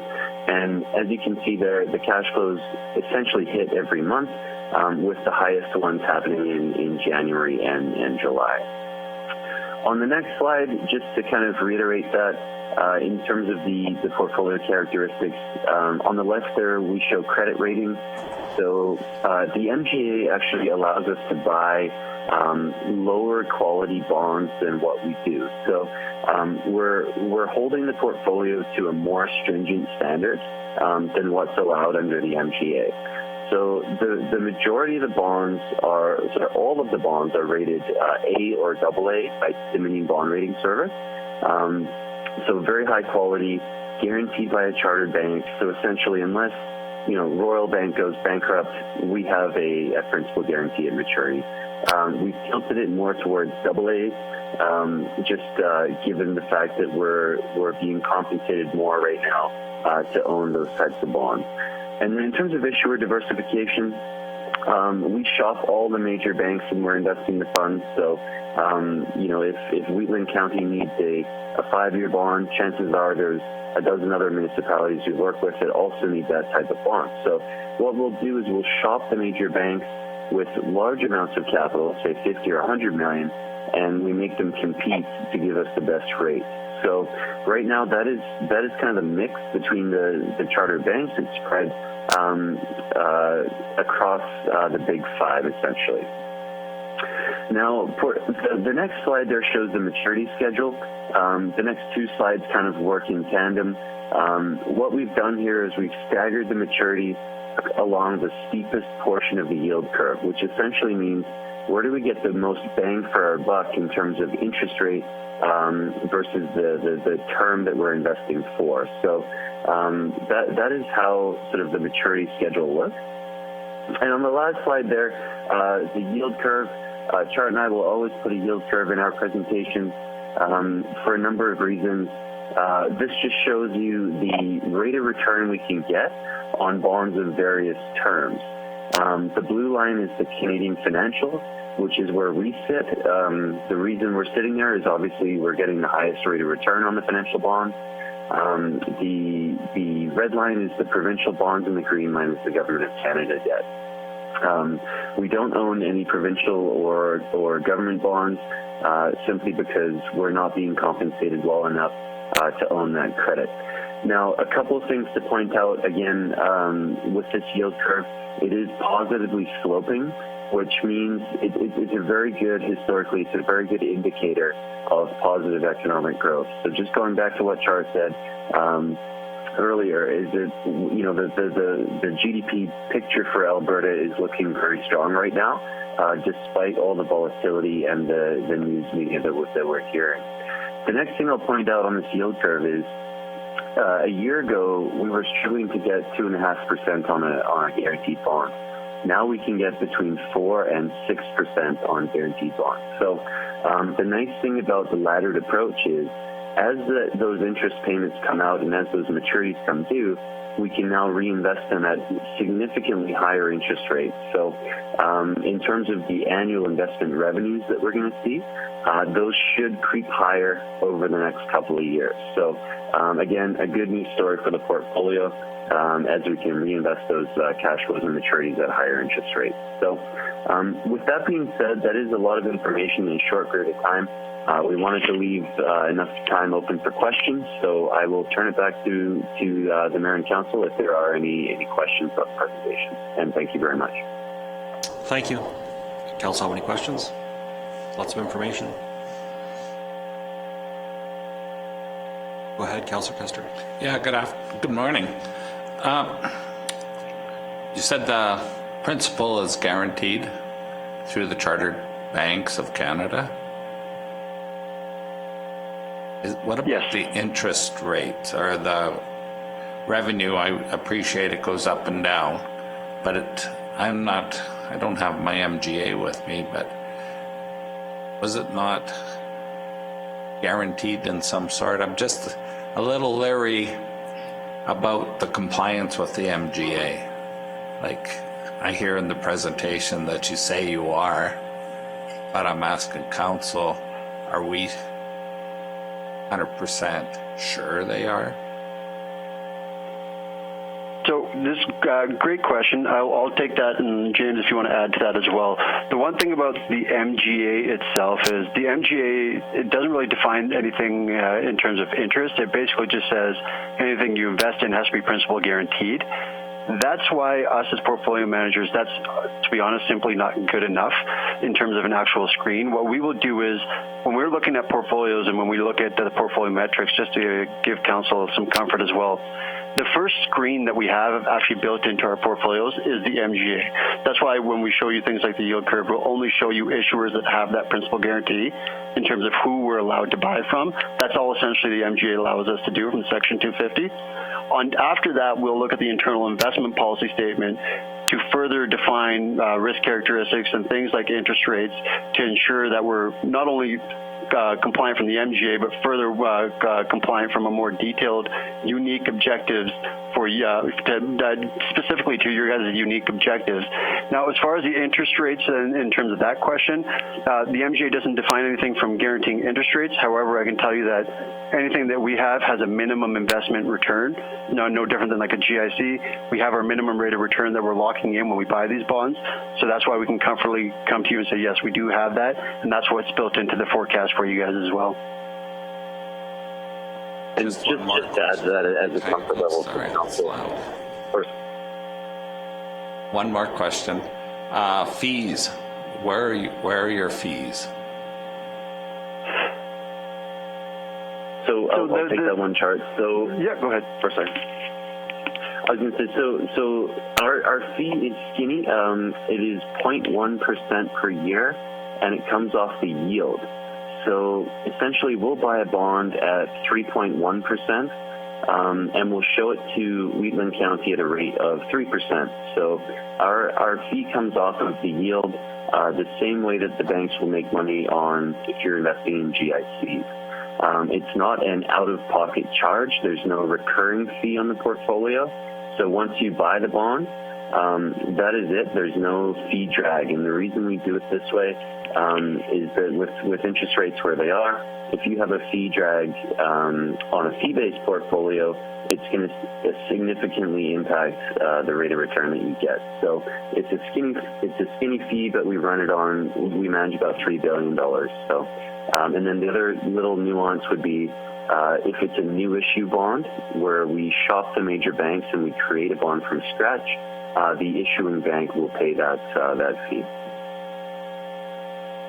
Yeah, just to add to James as well, and the reason we don't like putting a flat fee on the portfolio, James is absolutely right. It creates that fee drag in terms of the portfolio, but we can't, back to the councilor's question where it's like, are the interest rates guaranteed? We can't guarantee an interest rate. We don't know what the minimum rate of return is going to be if there's a flat fee associated with the portfolio every year. If we buy something, we have that flat fee associated, and we buy something like that James said to administration at 3%, and there's no recurring fee that happens on that, then we can guarantee the actual investment revenue and forecast with more accuracy. Okay, thanks. Thank you. I'd also like to remind council that we have an investment policy as well. And we're following that, I'm sure. Yes, we are. Thank you. Any further questions from council? Thank you very much for your presentation, gentlemen. Appreciate it. Motion to accept his information. Also move. Motion from Councillor Eicher. Any discussion? Not. I'll call the question. Is there any opposition? That's carried. Thank you very much. Thank you very much. Thank you very much. Good luck. We'll move on to 3.1, I believe. Reeves report. Just for council's also consideration, we did table 2.3.3. Yep. If you so choose to want to revisit that. Is there a letter ready to come back yet? We don't have a letter, but we have a motion, and we can certainly draft the letter to the effect. It's okay. Up to. Let's move back to the issue beforehand. The letter to Wheatland Regional Partnership 2.3.3, a follow-up. There was a motion on the floor from Reeve Link, and I believe she's back. Is that correct, Reeve Link? Are you back? Yes, I am. I'd be happy to hear the motion that administration has prepared. Sure. So for Matt from administration, we have the motion that council send a letter to the Wheatland Regional Partnership, WRP, clarifying its commitment to the partnership and outlining that council intends to defer its attendance at future WRP meetings until outstanding matters have been addressed by the villages of Rockyford and Standard. Yeah, thank you. Was that the end? Sound fair enough, Reeve Lake? Yeah, that definitely captures the intent of what I was referencing. The only other thing, and I just float it for council consideration, I don't know if we, and I don't mean to impose, like recognizing the autonomy of all of our colleagues and our partners, but I don't know if it might be prudent just to ask them to defer that meeting, tonight's meeting, so that we can participate. I had hoped that they might contemplate that when we had asked to postpone previously, but I'll just float that if council thinks I'm asking. I recognize it's very close to the meeting date, so just something for consideration. For me, this letter would be going to the regional partnership. They'd probably read it tonight, so we provide clarification if it so passes. Any discussion? Yeah, that's fair. That makes sense. There's a letter, well, a motion to draft a letter. Any discussion on that? Can I hear it again? Sure, absolutely. That council send a letter to the Wheatland Regional Partnership, bracket WRP, clarifying its commitment to the partnership and outlining that council intends to defer its attendance at future WRP meetings until outstanding matters have been addressed by the village of Rockyford and the village of Standard.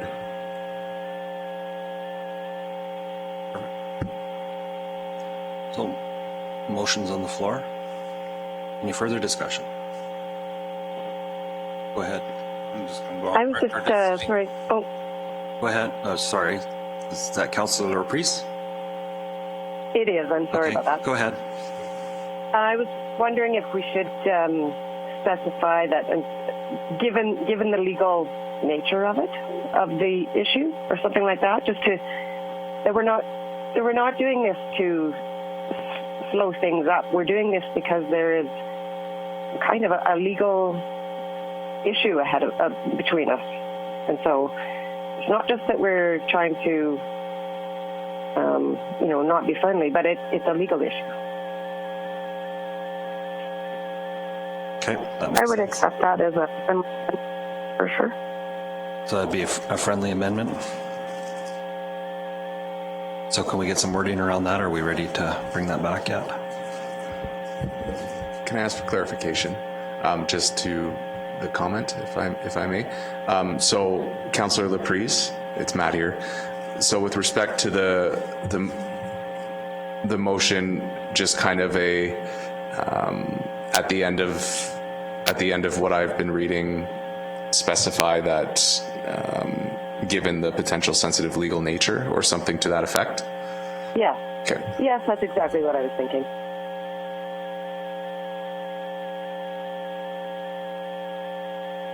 A moment to craft the...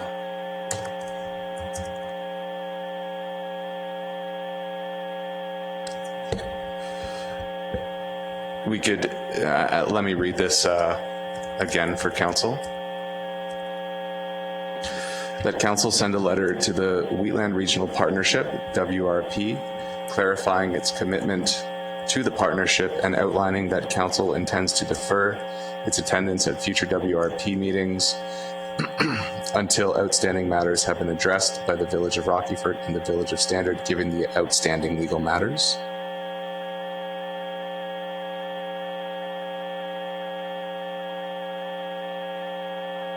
Is that satisfy the intent, Councillor Laprise? I'm just thinking, given your last part was given the legal... The outstanding... Say that again? Given the outstanding legal matters, or we could put given the potential legal matters? Given, hold on.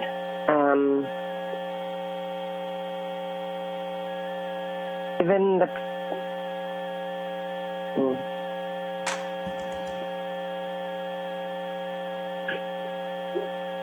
Hold on a sec. Sorry, I'm just thinking about it.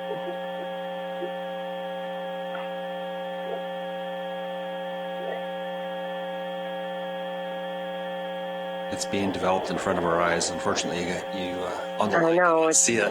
hard- But it's. I know exactly. It's hard to Yeah. do this remotely, but given the potential legal implications, I don't know. Correct either. For consideration? Yeah, that's better. Given the potential legal considerations.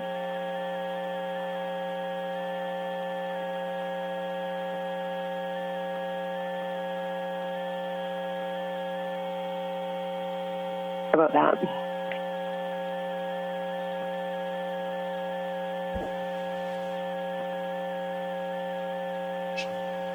I think, look at reading what's typed in front of us. If we says, council intends to defer the attendance at the future WRP meetings until outstanding legal matters have been addressed by the village, would probably pick it all up.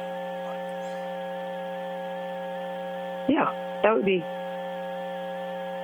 That expresses my And then you're not. what I was trying to get. So if you, yeah. Yeah. So it would say that council send a letter to Wheatland Regional Partnership in brackets WRP clarifying its commitment to the partnership and outlining that council intends to defer its attendance at future WRT meetings until outstanding legal matters have been addressed by the village of Rocky Fork and the village of Standard. Look good? I think that encapsulates it.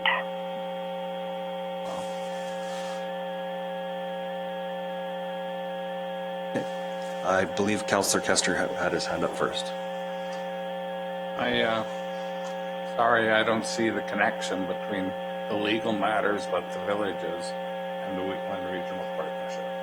I don't see the connection, and I don't see why we're using Wheatland Regional Partnership as do this or we won't do that.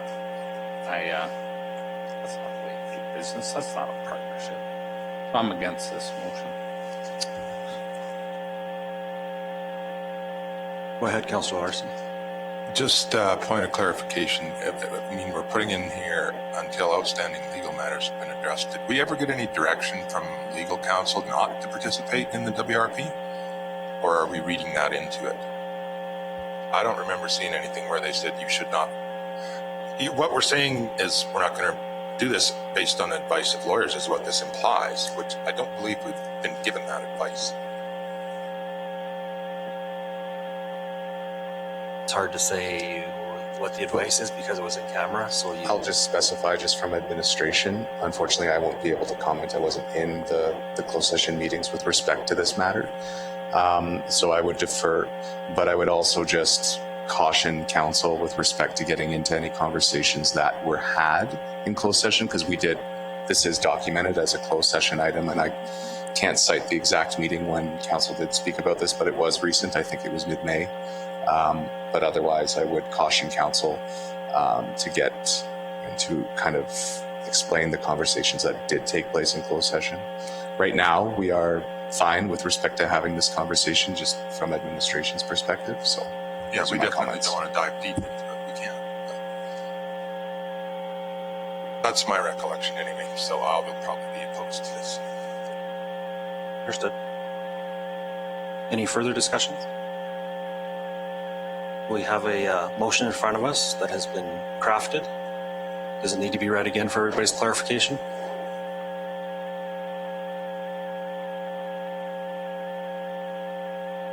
If not, I will call the question. Any further discussion? It will probably be a recorded vote. Do we have to do a recorded vote if we're doing online? Because I imagine there'll be opposition. Councillor Kester did call for a recorded vote, so there'll be a recorded vote regardless. So I will pick it random, and I will pick Councillor Kester. How do you vote? Opposed to elect? Councillor Eicher. Favor. I'm in favor. Councillor Priest. I'm in favor. Councillor Larson. Opposed. Reeve Link. In favor. That's carried. Now we can move on to the Reeves report if we have some time. We have about 20 minutes to lunch. Thank you. My report is included in the package. Just to highlight, it was an honor to be invited to the 1910 Global Settlement signing ceremony at Siksika Nation. Very historic day. I have had some ratepayers with some questions just around the agreement, and I hope that there is a little bit of clarification just in what I shared in my report surrounding the terms of the agreement. I also did attend FCM.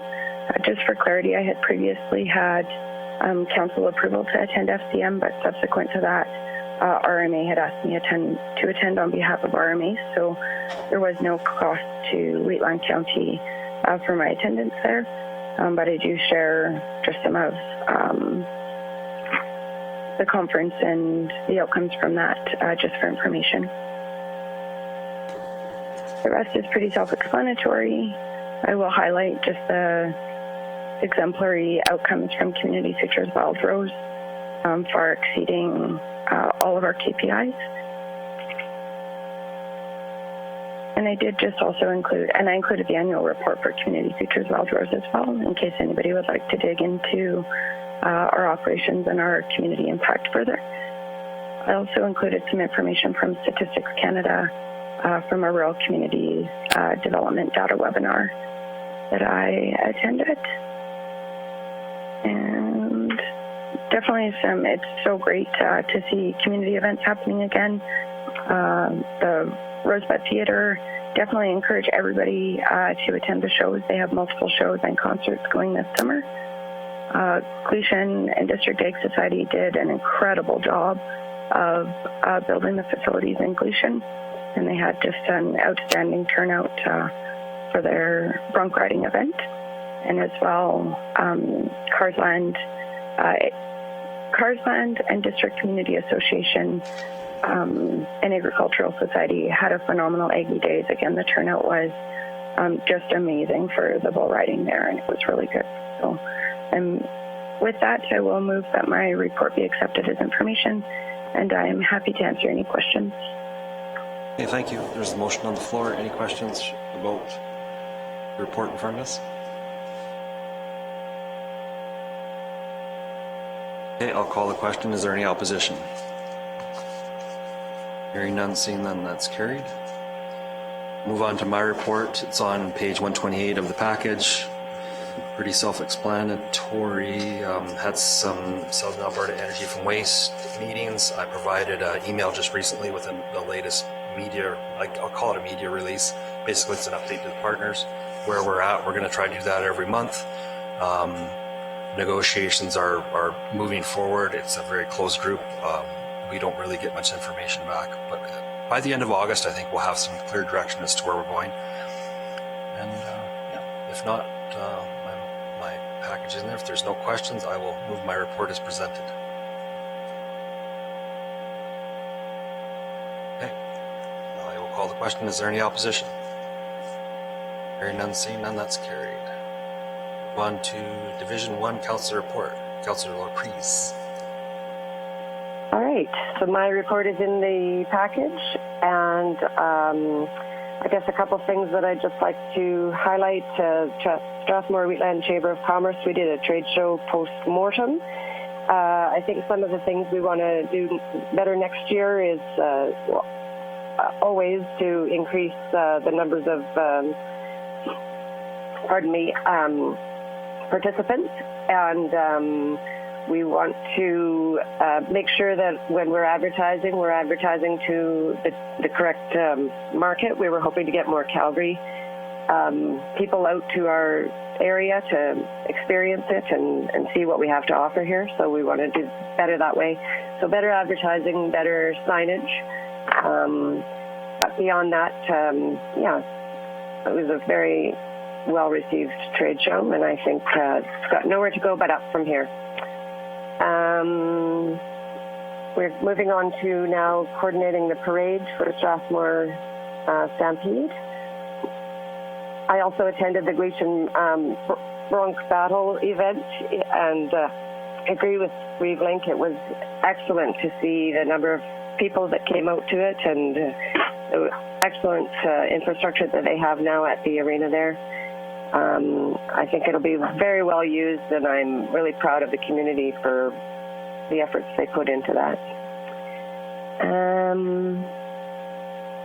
Wheatland Housing Management Body, I'll maybe leave this for Councillor Kester, but we did meet with Derek Weiss to understand the scope of the proposed new lodge building. I think he's going to be very instrumental in helping us understand the costs involved and how we're going to manage through that. So I'm very interested to see how his study comes along and his reporting as we move through it. So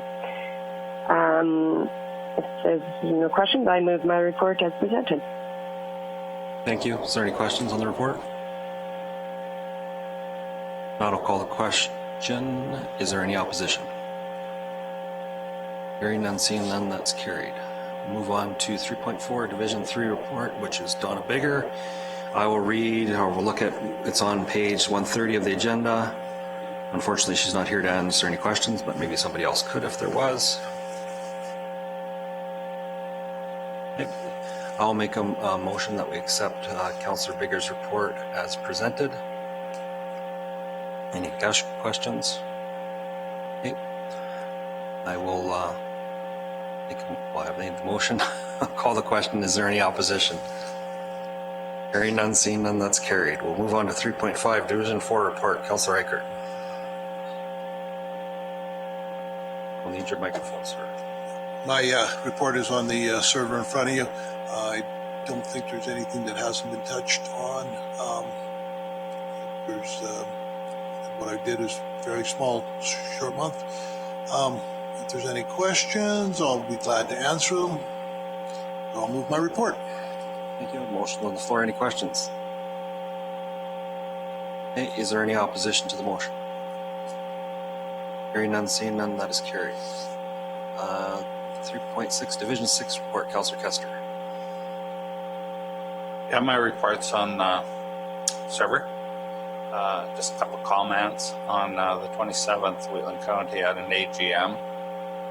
County's had an AGM outside of COVID years ever since I've been here.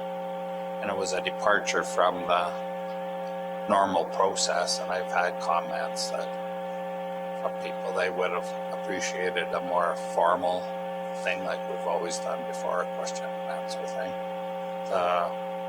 The groups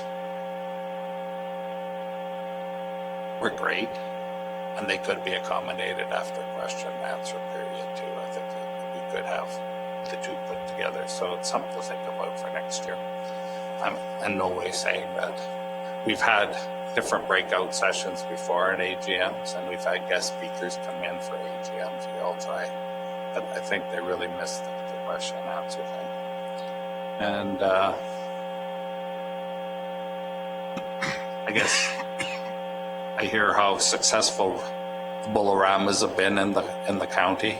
So I'll put in Rocky Ford had a Bull-O-Rama too, and it was very successful on the 30th. I don't know how many people were there. They had tremendous fireworks display and stuff, but again, it's just from my area, and be a lot of interest in Bull-O-Ramas around the county. I'll just mention too that my grandson actually placed in the Bull-O-Rama, placed fourth. Yeah. No questions. I'll move my report. Okay, thank you. No question for me, but I did a comment about the Rosebud AGM. I was in attendance as well, and I did hear at the end one or two people come up and really liked the format. I wasn't at the table talking to people one-on-one, but I did talk to people out and around, and they seemed to really enjoy the format. Staff did also provide an email back with all the concerns. Hopefully everybody saw that, and it looks like staff are on those issues. So it was a departure from original, and I think we did meet the requirements of the MGA. We researched that as well. So to do what we did, there is no requirement, I believe, for municipality to have an actual AGM. So a little bit different, but we can communicate that back better as well. So any further discussions before we call the question? If not, I'll call the question. Is there any opposition? Hearing none, seeing none, that's carried. Division 7, Council report. Councillor Larson. Okay, my report's on the server, along with the minutes of a couple of the meetings, the WRC and the Drumheller District Solid Waste Management Association. There is a couple of things I forgot to admit. On June 22nd, I was at the Drumheller Area Health Foundation Annual General Meeting, which I forgot to put on this. I have the minutes in front of me if anybody has any questions about that one. And I was also at the town hall, or at the AGM. I didn't put it on here because we didn't have a resolution to ratify attendance. So, but anyway, I heard both sides. Really liked it. Wish it was more traditional. So, but if there's questions about the Area Health Foundation or anything else, if not, I'll move my report be adopted. Okay, thank you. Just a reminder to when we're speaking in the mic, I just got a response back. Some people have a hard time hearing, so I know it's hard for me. I try to get in close. So, is there any questions for the Division 7 Council report? Not all the question. This is Shannon. Oh, go ahead. Sorry. I was curious if Councillor Larson found the AGM for the Drumheller Area Health Foundation to be worthwhile to go, like just for future reference. Was it good for us to have an understanding of that AGM? Yes, it was. As a matter of fact, Tracy Watt, she's a councillor from Starland who's on that, suggested that I be on it as Ben was before, but we'll have to bring that up in the agenda at another meeting. That could be brought up at our organizational meeting as well, prior to it. Because there won't be another meeting until after the organizational meeting, so that was kind of my thoughts. Oh, that's good. I was also curious how the Town Hall Bridge 11 meeting went. Were there very many people there, and how did it go? I was actually going to mention that. In talking to I think he's kind of like Brad's counterpart in Drumheller, there was at least triple the attendance in Dowlam that there was in the Wayne one regarding Bridge 11. A lot of questions, some better than others. I'll leave it at that.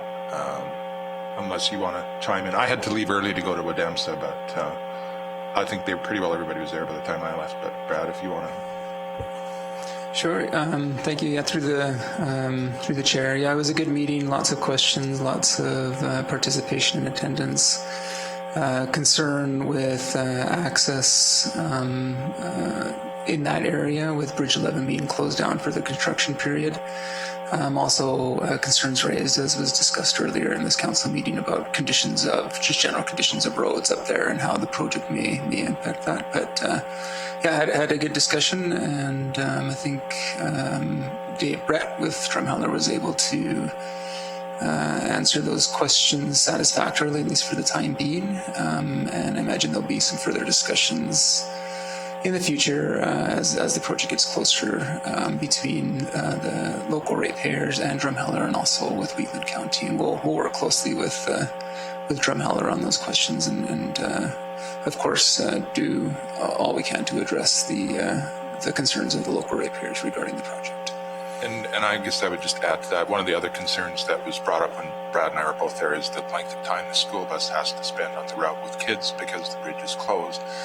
But having said that, we have to fundamentally remember that the county of Wheatland border is approximately 1.5 miles south of where the bridge is. That is completely in Drumheller's jurisdiction. We're just basically there to let them know we're paying for part of the funding and that our residents are impacted by this.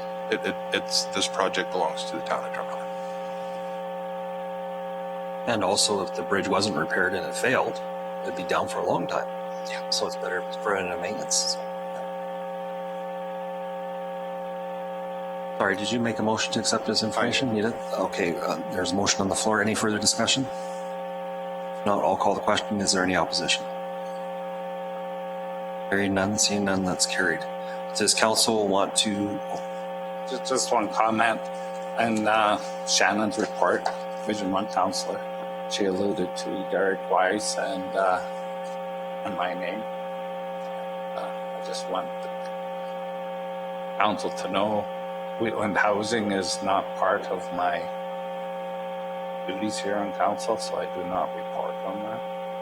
If council wants a formal presentation, I invite invite you to ask. Otherwise, talking about it. Okay. Unless I'm asked. Thank you for that clarification.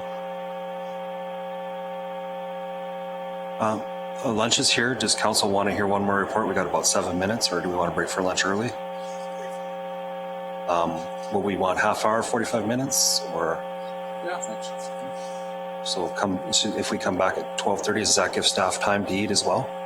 Or should we go 12:45? 12:45. Sound fair? We'll be back at 12:45 to the callers on. We come back and I'll make sure that you're on the line before we start. Thank you. We'll break for lunch. Thank you. Thank you. You have been muted. To unmute yourself, press the star key twice.